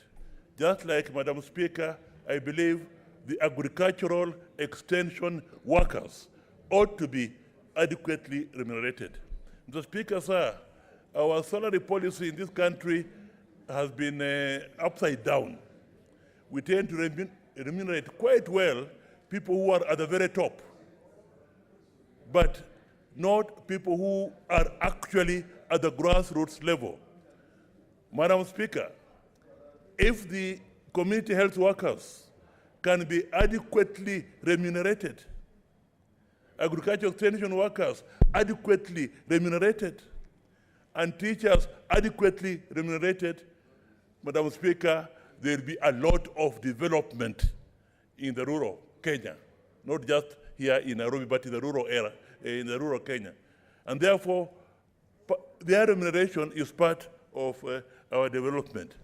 Now, for them to be adequately remunerated, Madam Speaker, they must also, I'm glad that the bill proposes that they should have undergone a prescribed course or training at an institution. Madam Speaker, it's very, very important that we do not leave it to the county governments to do the policy as far as training is concerned. I believe that a community worker in Vihiga, Busia, Marala, they should be the same in qualifications and in training. If we leave it to the counties, there will be discrepancies in the level of training these community health workers. And therefore, I propose that that clause 11, which deals with training, should be strengthened to ensure that the policy on training and what is required on training and the qualifications needed are prescribed for the entire country at the national level. And therefore, it becomes the duty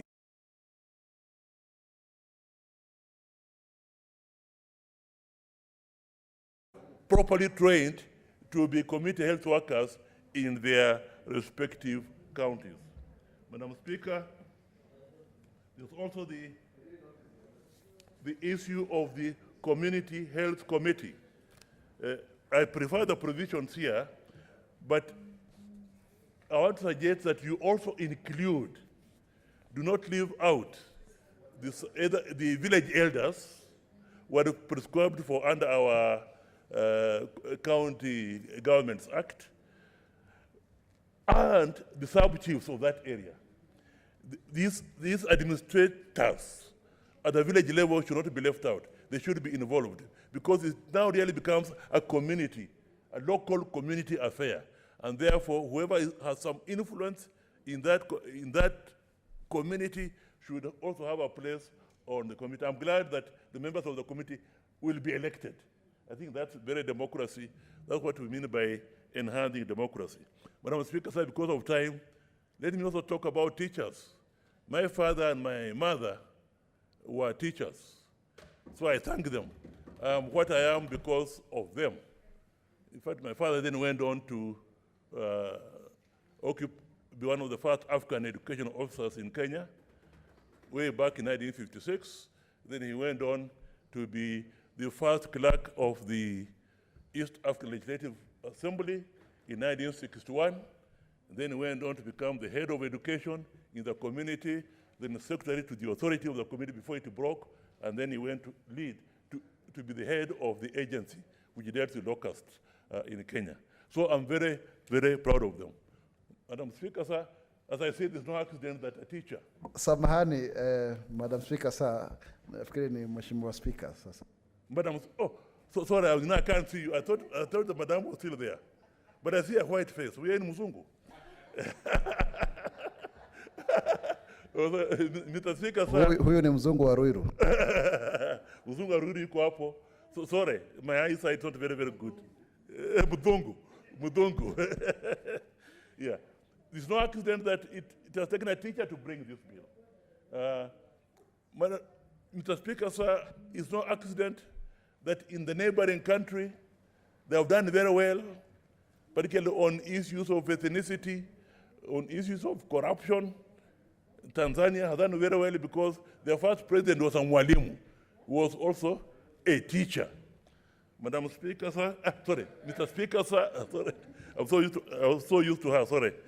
The Speaker, sir, it's no accident that in the first cabinet of Kenya, most of them, nearly 100% of them, were teachers.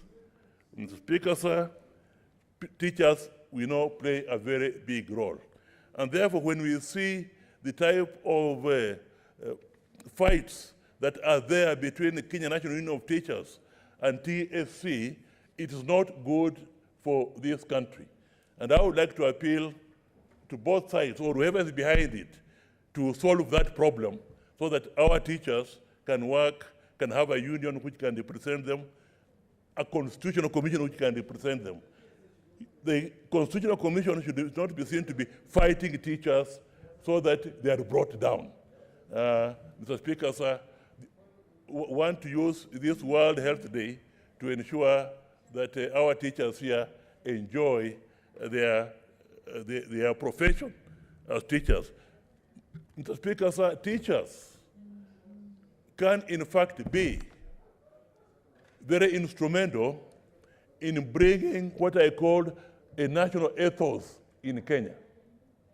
One of the things that we lack here, Mr. Speaker, sir, is an appropriate national ethos in Kenya. In fact, it's more fundamental even than the constitutional amendment to have a national ethos. In Britain, they don't have a constitution, but their traditions and customs, they go by that. And I believe that teachers can be used.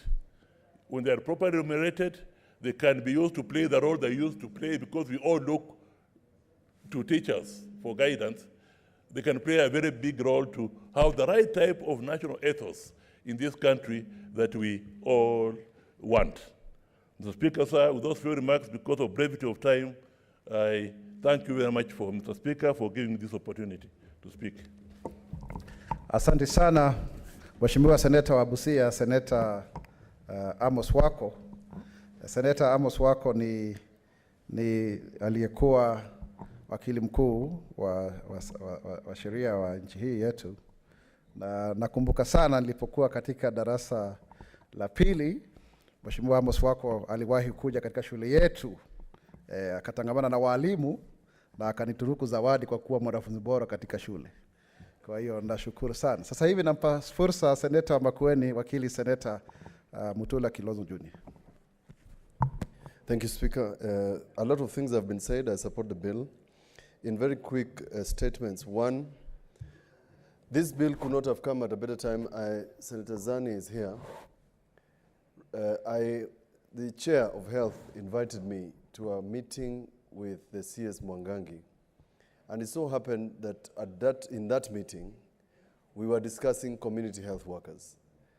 Mr. Speaker, it will shock you that national government, through PS Mochache, and Senator Mbito, we are calling upon you to interrogate PS Mochache, and interrogate PS Mochache thoroughly. The national government entered into an MOU and paid Red Cross 400 million, AMREF 300 million to train community health workers in a very, very shadowy contract called an MOU. And it comes in the wake of this because this is a devolved function.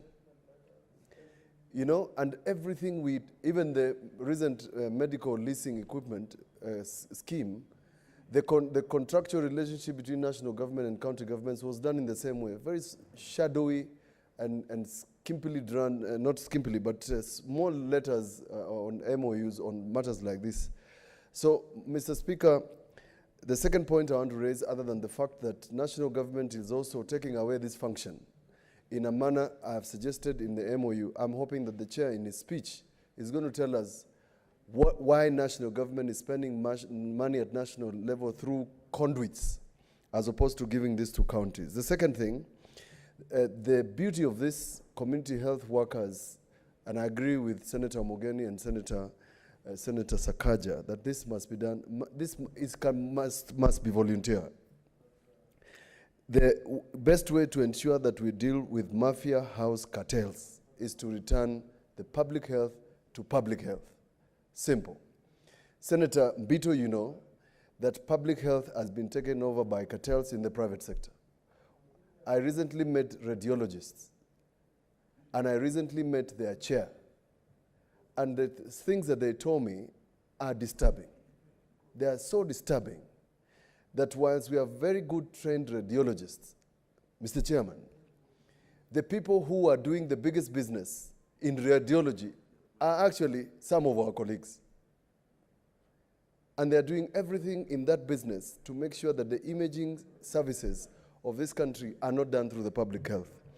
You are aware, Chairman, that imaging was lot number 7, the biggest contract under medical equipment services. There's something that is going on about public health.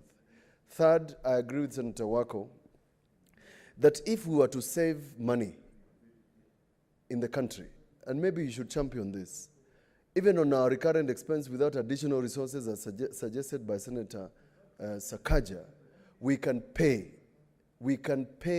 community health workers. You are aware that governors in this country are spending up to 400 million each on tea, on mandazis, and some very unuseful things in their offices. And therefore, I hope that we can count on you, Senator Mbito. Mr. Speaker, last on this subject and tying it to BOM teachers, the national government is paying the BOM teachers 10,000 shillings. These BOM teachers have not been paid since the advent of, since the epidemic started, which is March. Now, if we can afford through TSC to pay BOM teachers, how much more can we afford to pay community health workers, who I think are doing a tremendous job, and which we do not need to re-emphasize. Lastly, Senator Zani, a lot of our governors and the work that is being done in the public health is more of brick and mortar. Governors are celebrating big buildings and not concentrating on the software. I think the software of our health faculty and our health function is the community health workers. We will never train enough doctors like Dr. Mbito. Now, Dr. Mbito and Dr. Ali are here with us doing politics, Those are already 2 doctors and many others. Yes, Mr. Speaker, we cannot have enough doctors. Our ratios cannot be matched. Even if we train them day and night, we will never match the population increase. Lastly, to celebrate teachers and say, Mr. Speaker, and I hope Senator Orengo, when he gets an opportunity, will speak about this, and Senator Wako, there was a reason why Senator Wako, as the Attorney General, advised the President, then Mwai Kibaki, and advised the team that were doing our Constitution to have TSC in the Constitution. Article 237 is very clear that TSC is supposed to advise government on matters concerning teachers. But the biggest headache for teachers today, the biggest headache, single largest thorn in the flesh for teachers, is the Teacher Service Commission. Yes. Making it not worthwhile to have the Teacher Service Commission in the Constitution.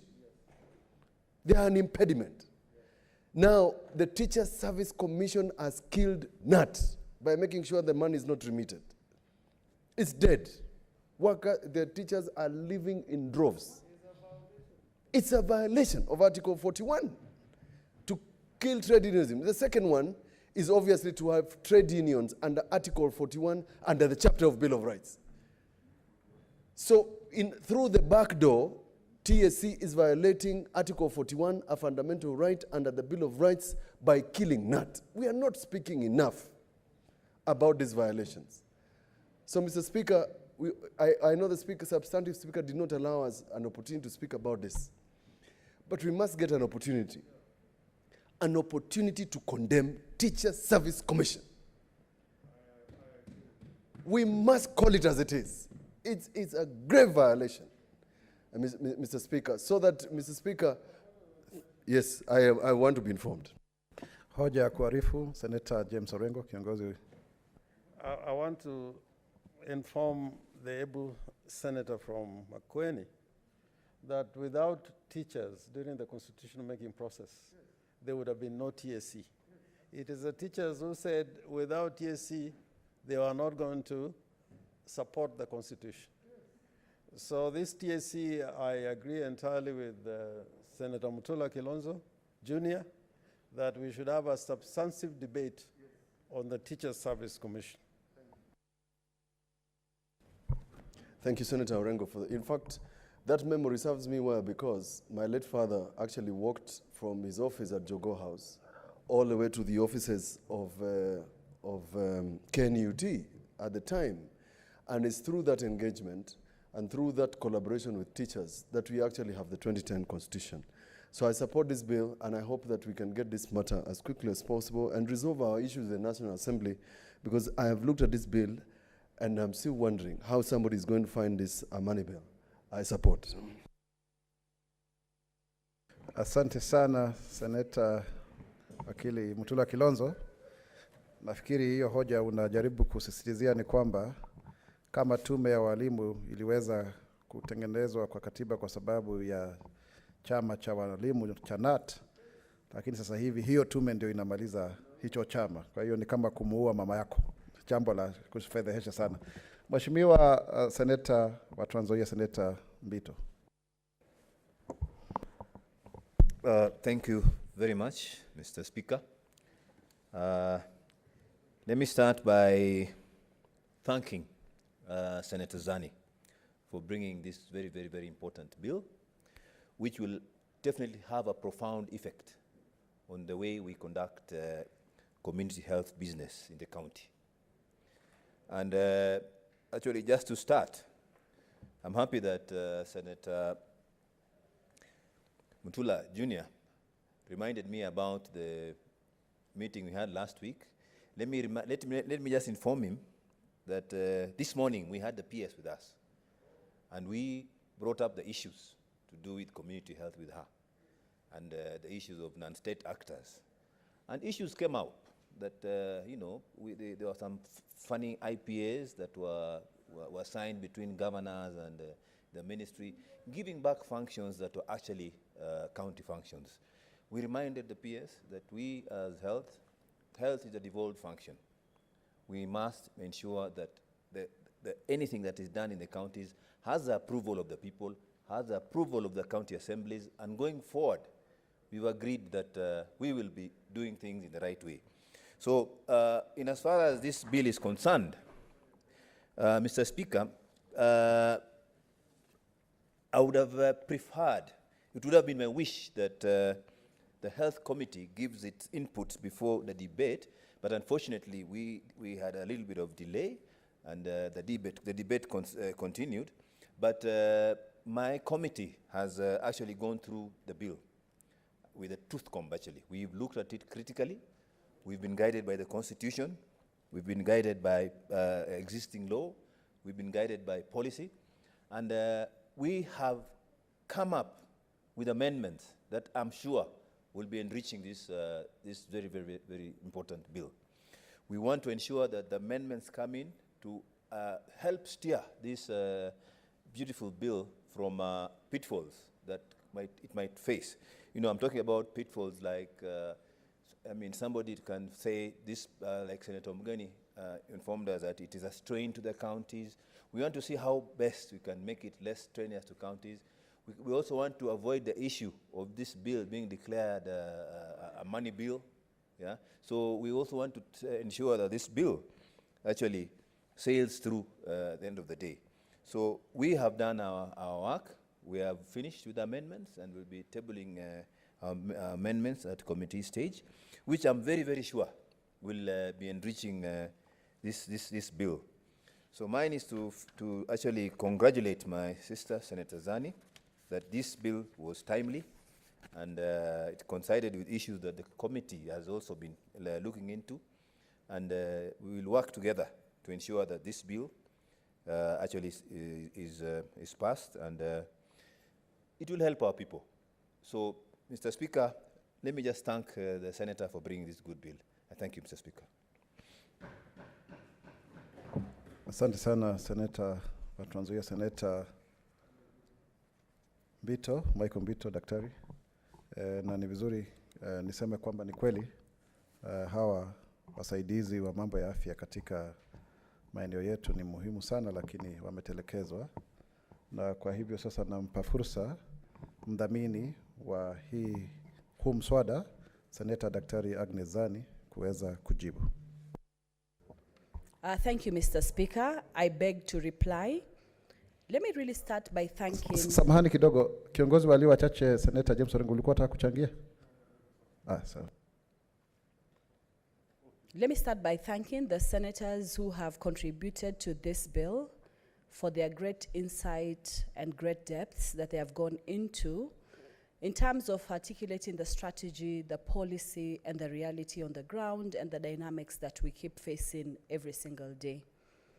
I've learned through this backgrounds that I didn't know. For example, that Senator Pogisho's father was a community health worker, that Senator Wako's parents were teachers, and all these workers who work for the community who make a difference.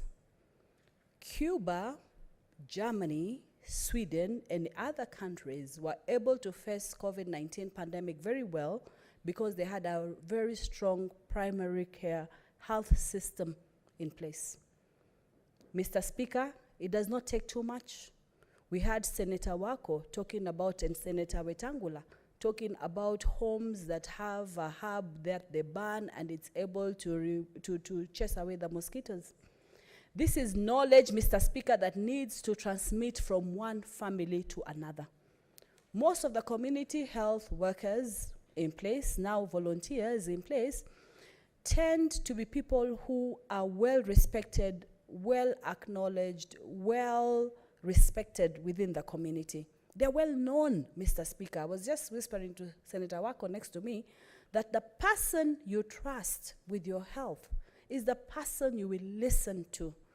Mr. Speaker, I'd hope that this bill would coincide with the time when we were doing the COVID pandemic issues, because just by having community health workers strengthened to go out into the communities with gloves, with masks, and explaining would have helped up to 75%, and they can still help even up to now.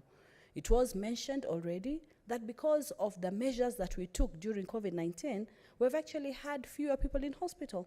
So this speaks to the fact that if you have a primary health system that is very solid, then most of these issues are sorted out. Now, there is a Health Act in place, Mr. Speaker. The Health Act articulates many things. It goes up to the community health extension workers that choose, after which we have the community health volunteers.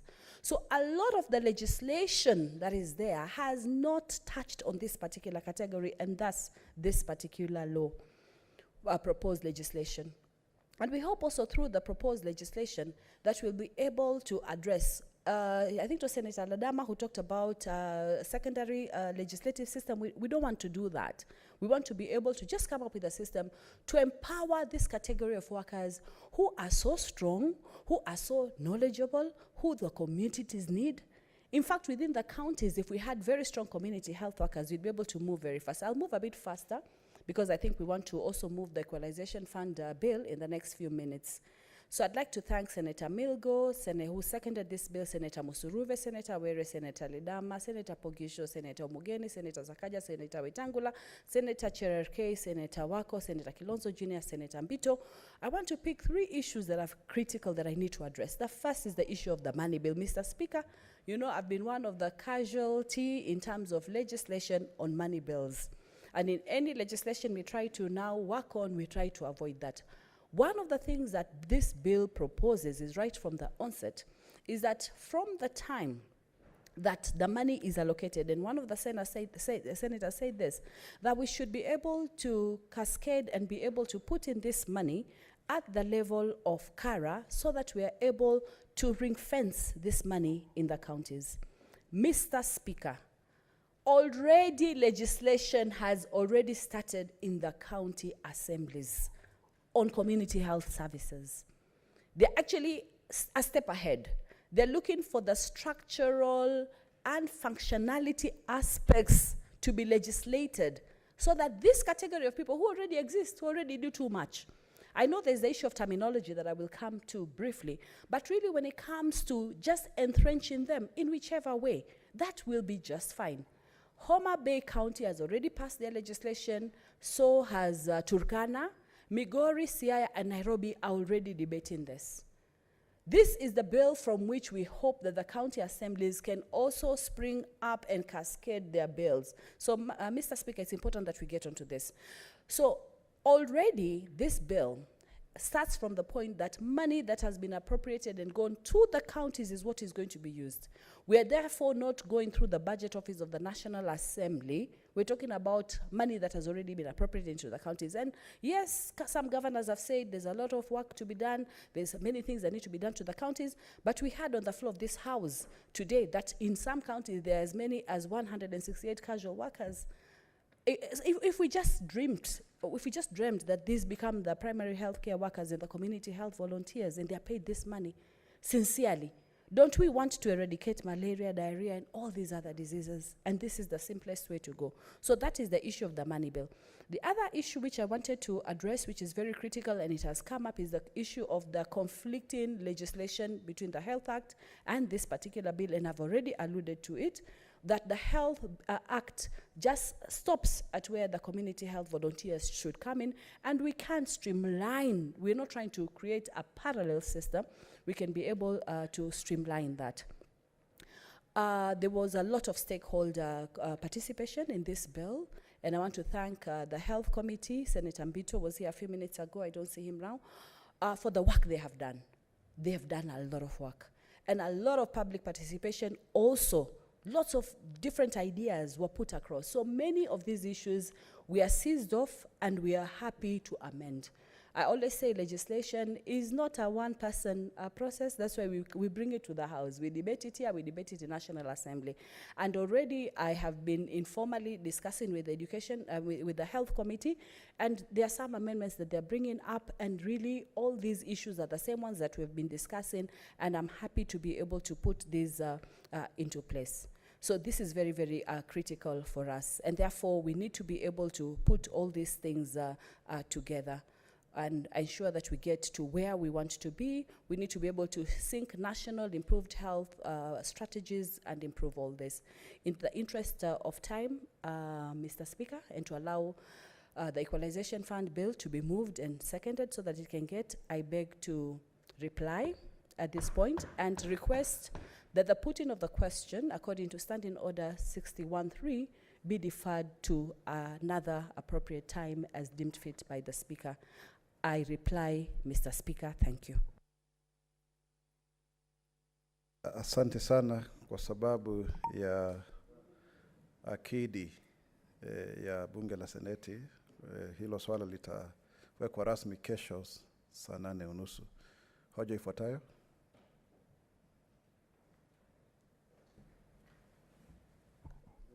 Order number 11, the Equalization Fund Bill, a National Assembly's Bill number 43 of 2019, second reading. Kiongozi walio wengi.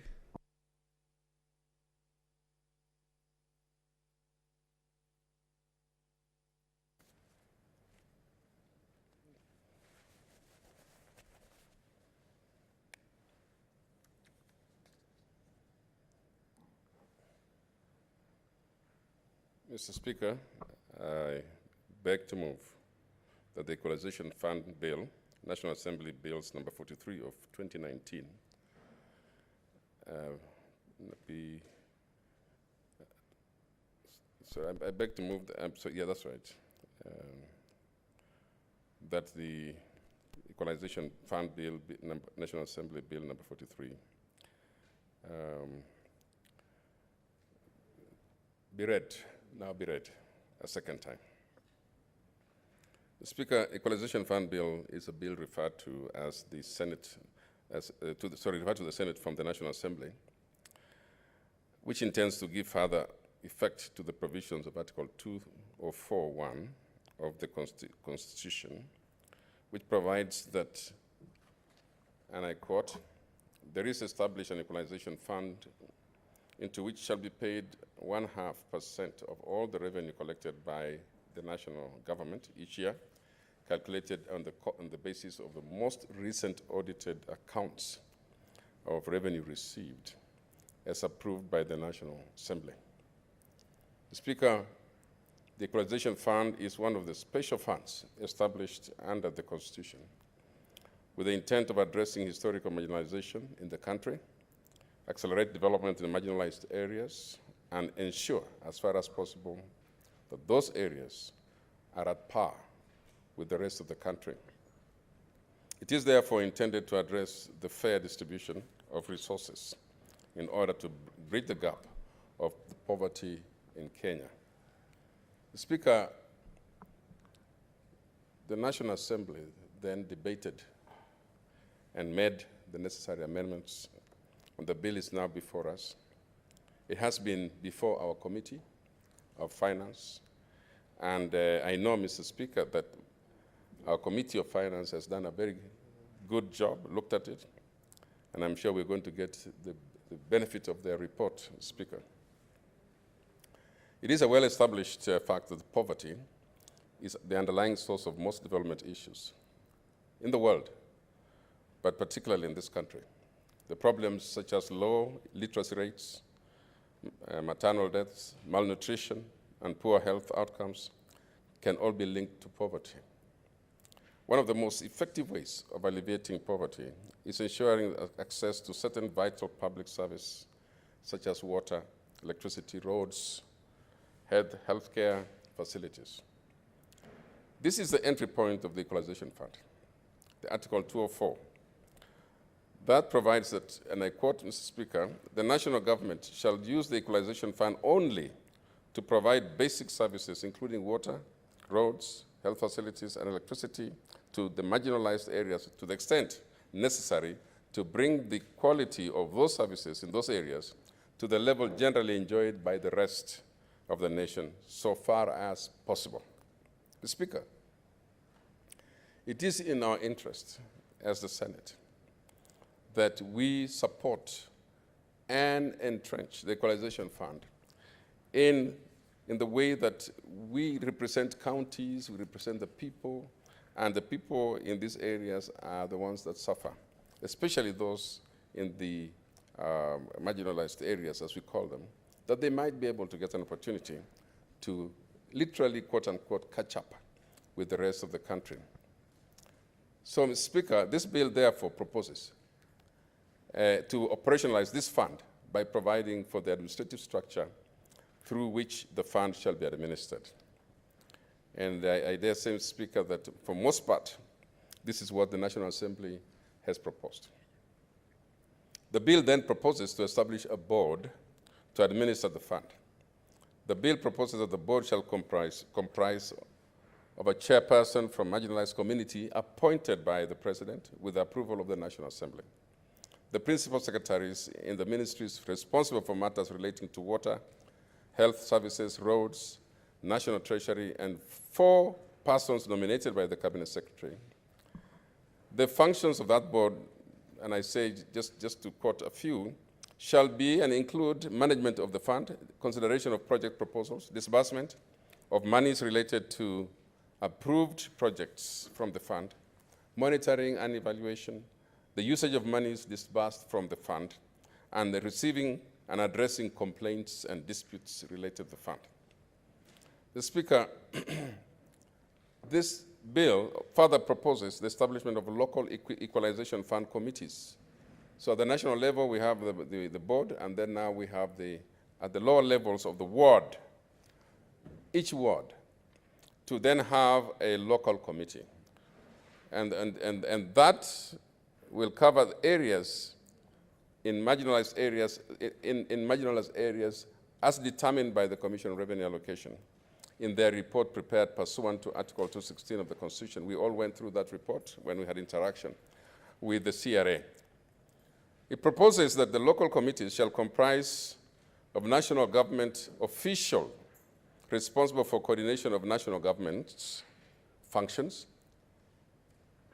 2 men and 2 women nominated in accordance with the subsection 3, 1 who shall be a youth and at the date of the appointment, 1 person with disability nominated by a registered group representing persons with disabilities in that area, 2 persons nominated by the relevant constituency office established under regulations made pursuant to the Parliamentary Service Commission Act of 2000, an officer of the board, seconded to the committee by the board, who shall be an ex officio member, an officer of the relevant county government, who shall be an ex officio member, and 1 member adopted by the board in accordance with the regulations made by that board.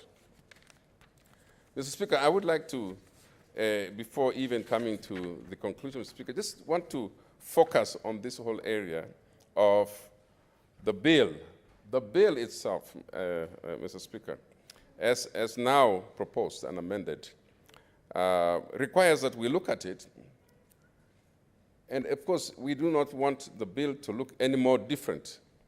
But our understanding, Mr. Speaker, and this House has dealt with the CRA and proposals of CRA on this particular matter.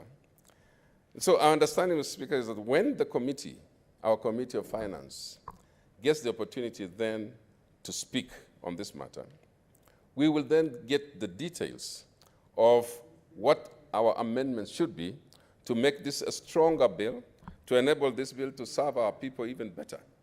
Mr. Speaker, we need to have this understanding ourselves, that while the National Assembly may cover the larger image of the country and nation, we, on the other hand, Mr. Speaker, are more focused when it comes to the counties.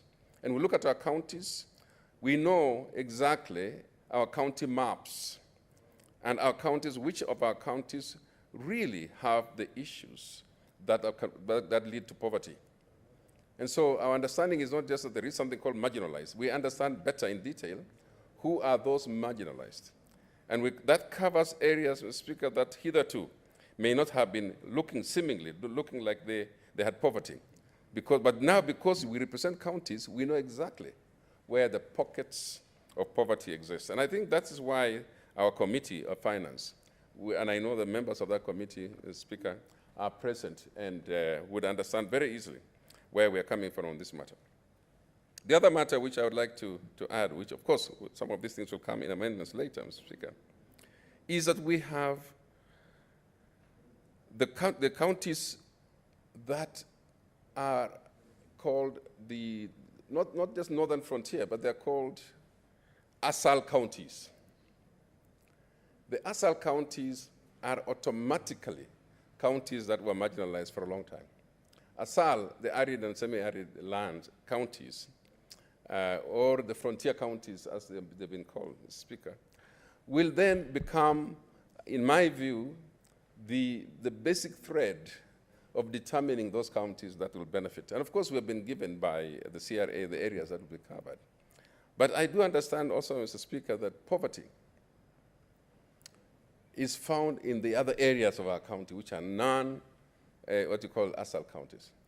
And I think our bone of contention has always been, who then makes it to the list of counties that benefit from the Equalization Fund?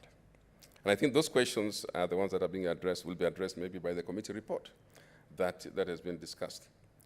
The Speaker, I've spoken to the mover of this motion in the National Assembly, and I understand where they're coming from. Madam Speaker, if we were to look at the structure proposed here, which is a structure proposed that we have a national board, and then we have also ward boards, because of the thirst that people have for boards and creating centers again of expenditure, and I think this is an area which I would recommend that our committee clearly look at, because you know, when you want a fund, and we've seen, Mr. Speaker, I don't know whether the Speaker is aware, that the fund, when it was first expended, the very first time when it was done, which has only been once, it doesn't have a very good record of handling the fund. And Mr. Speaker, we are told that more money went to administrative costs and administrative expenditure than the money that could have gone to the counties. And so, Mr. Speaker, we need, in determining this particular bill, we need to also underscore that if we want money to go to the counties, Mr. Speaker, the total amount of monies, as determined, should nearly as possible, end up in the counties and to the people that we are going to get out of poverty. Because it's a money that's used for helping those areas to catch up with the rest of the Speaker, we should spend as little as possible on administrative costs. The Speaker, the other one matter which I just want to touch on this, and I know that details will come out of the committee that we have, our committee, and of course from members who are going to debate. I have personally been a member. I mean, I come from a county that has been classified as marginalized, and I think automatically West Pokot has been a member of, a beneficiary of the Equalization Fund. And even if West Pokot were not a member of the Beneficiary Fund, I would still say this. I would still say, Mr. Speaker, that we suffer the most from leadership in our counties, that if this fund were to find the way into the pocket, into the hands of some of our governors, it would be a very difficult thing for us to manage to get it to reach places where they were supposed to reach. I'm just saying that, Mr. Speaker, the governance in our counties is an area that, even with the Equalization Fund, when people look at monies that come as though it is brought so that, first of all, it is taken and misused. The corruption levels, and so I'm not very sure, Mr. Speaker, that we should be spending a lot of our money trying to form more bodies that are going to create more corruption centers and end up bringing us to square one, as though we never started. The areas that I think, and I agree, we may not be able to stop the corruption because we've tried as a country. We recently, even in this CARA, in the next financial year, we hope that monies will go to the counties, more monies will go to the counties. And sometimes I wish we could just allow the old monies to be handled by the governors, because this new money, which is going there, we should really have focus on how does that money go to a particular thing that will not going to be affected by the normal erosion that we know happens to our money. But because I do not want to go into that area right now, I just want to emphasize the fact that the people who are responsible for these monies need to understand the greater good meant for this money is so that the counties and parts of the counties which have been marginalized so badly and suffer poverty, that the monies should be as safe as possible, should be ring-fenced as much as possible to allow for these monies to land squarely where it can do the greatest good. Mr. Speaker, this is a good bill. It's just that we want to look at how we make it a better bill and a more efficient bill so that it can actually now operationalize this thing called the Equalization Fund, which has failed to be operationalized for a long time. And so this is the moment, and I'm going to move, Mr. Speaker, ask my colleagues to support this bill. I'm going to ask that we make input, and that's why, Mr. Speaker, I think we need more time on this bill, because we want to make sure that at the end we get the best bill out of this. I therefore beg to move, Mr. Speaker. And in moving this, again, I just want to ask my colleagues who have the benefit of hindsight, those of you who are here in the last house, as much as possible to be part of the ones that contribute, because I know that mistakes were made initially, but those mistakes need to be corrected, and that we can now find a way of operationalizing this particular bill. Mr. Speaker, I think with those few words, I beg to move, and I'm going to ask the Leader of Minority, Honorable James Orengo, to come and second. And from there, Mr. Speaker, I really hope the time will be found by people who will then come and support this bill. I beg to move. Thank you. Asante sana kiongozi walio wachache.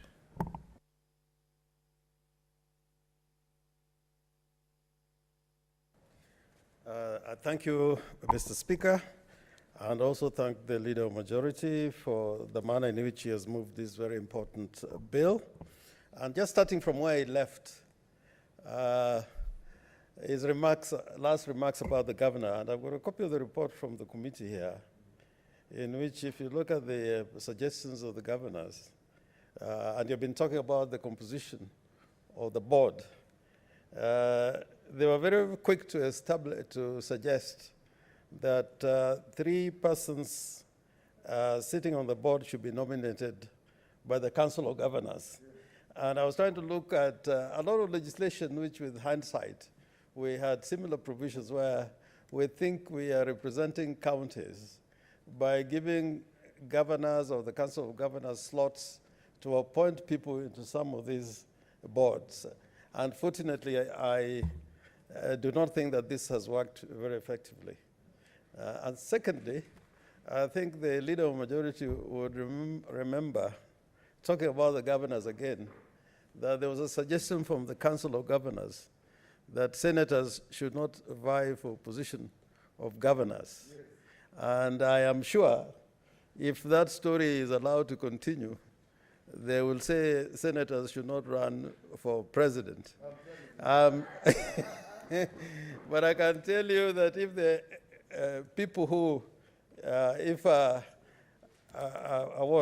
referendum will be taken for the people to be asked who should not be running for what positions, that list would have more governors than their senators. And I'm very sure about that. But be that as it may. Mr. Speaker, this is a bill that emanates from Article 204 of the Constitution, as pointed out already by the Leader of the Majority. Now, those provisions have got a sunset clause, which I think we should all the time be putting on focus, because we've got very limited time unless these provisions of the Constitution are amended to try and achieve, in the balance of the years, because the sunset is 20 years, and the National Assembly and the Senate can increase it by a further 6 years. But it is important that when that sunset comes, we can say quite clearly that the mischief and the complaints and the underdevelopment that took place in the areas that are targeted, something substantive would have happened by the time we come to the sunset of this particular provision in the Constitution. And the other thing that I think we should also look at carefully is that this is an enabling legislation. And in doing so, I've read the report by the relevant committee, and I must congratulate this committee because they do wonderful work. But I just want to point out that probably we should look at the Public Finance Management Act, those provisions, and look at areas in which the Senate particularly, because you know these monies are going to go to the counties, through this proposed legislation, that there may be a more direct way for the Senate to make certain interventions. When we were talking about the formula, you could see the heat and feel the heat in this chamber. And here again, we are talking about resources. And one of the fears that I'm having is that even if you look at the provisions in the bill, it is still a treasury-driven legislation, that a lot of decisions will be made by the National Treasury, including the appointment of the board. The only member of the board that requires the approval of the national, I think the approval is that of the National Assembly. And I think in all fairness, this approval should be an approval of Parliament as opposed to the National Assembly, because these are funds which are going to the counties. We need at appropriate times when the appropriation bills come before the National Assembly for us to have an input by way of having some linkage, lasting linkage with the manner in which the board is established. But the way I see it is that only the National Assembly has a role to play because they're required to approve the appointment made, the chairperson made by the president, and the approval of the National Assembly is required. When you look at the other members, they are really members who are there because of their positions. But you look at the 4 other members who are appointed, these members are appointed by the Cabinet Secretary for the time being responsible for the National Treasury to represent marginalized communities. Now, I shudder to think that in the way the government is structured at the moment, where Cabinet Secretary are not, those offices are not political offices as such. In fact, we were told at the beginning of the Jubilee journey that there are only 2 politicians in the Jubilee cabinet. Now, we have a situation here where the appointment of those who are going to sit over this equalization fund is only a matter that will be subject to 3 institutions: the presidency, the National Assembly, and the National Treasury, without the participation of the Senate. That, I think, is not appropriate. The other thing that I would want probably the committee to try help us solve, and I'm glad that Senator Mutula Kilonzo Jr. is in this matter, because he has been in many of these controversies where you establish a board and a CEO. And we've seen the controversy that goes on in a lot of these statutory bodies, including the IABC, that the functions of the CEO vis-a-vis the function of the board members should be clearly spelled out, because you have some boards where the board members effectively become the organization, and the CEO and others are just in the periphery.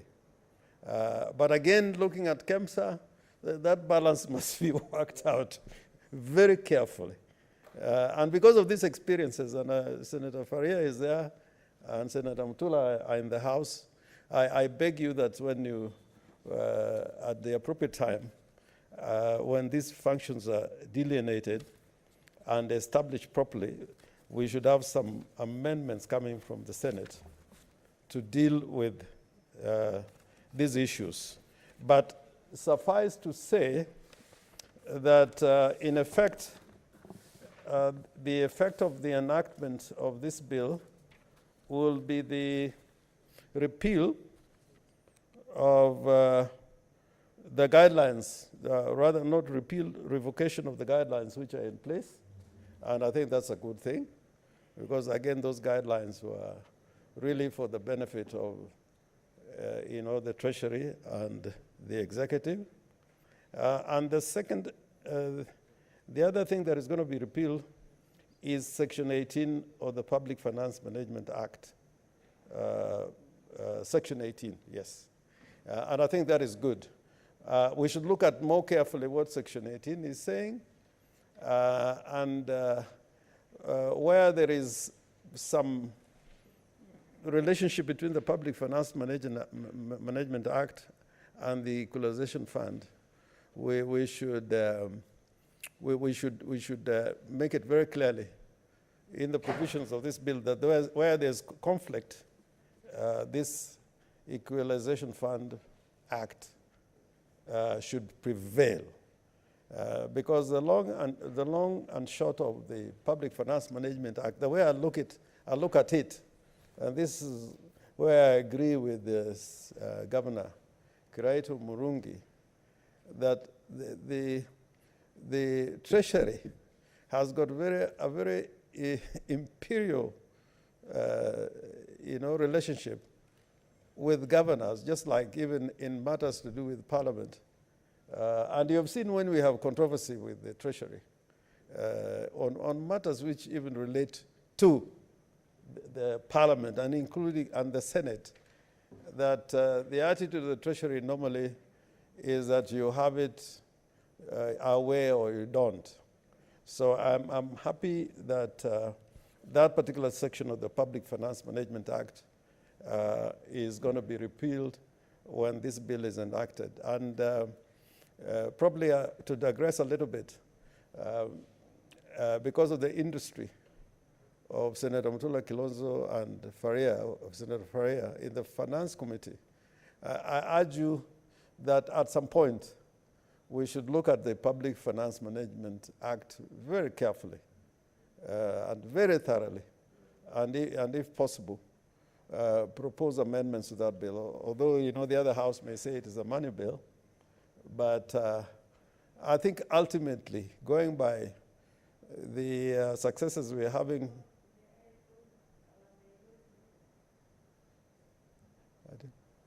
information, yes. Hoja ya kuarifu Senator Faria.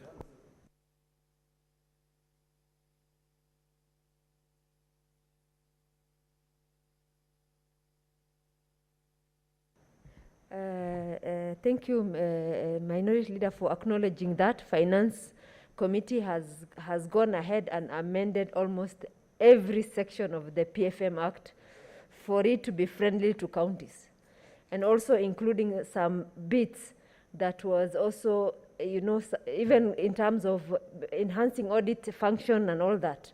So we've done well. Yeah, and then also this bill, we have changed it also drastically. Kiongozi mkuu wa walio wachache, Senator James Orengo, bado una salio la muda la dakika 48. Waheshimiwa watadhimiwa maseneta, sasa hivi ni saa 12:30, wakati wa kusitisha kikao hiki cha bunge la Seneti. Kikao hiki cha bunge la Seneti sasa kimeahirishwa mpaka kesho Jumatano tarehe 7 mwezi wa Oktoba mwaka 2020 saa 8:30.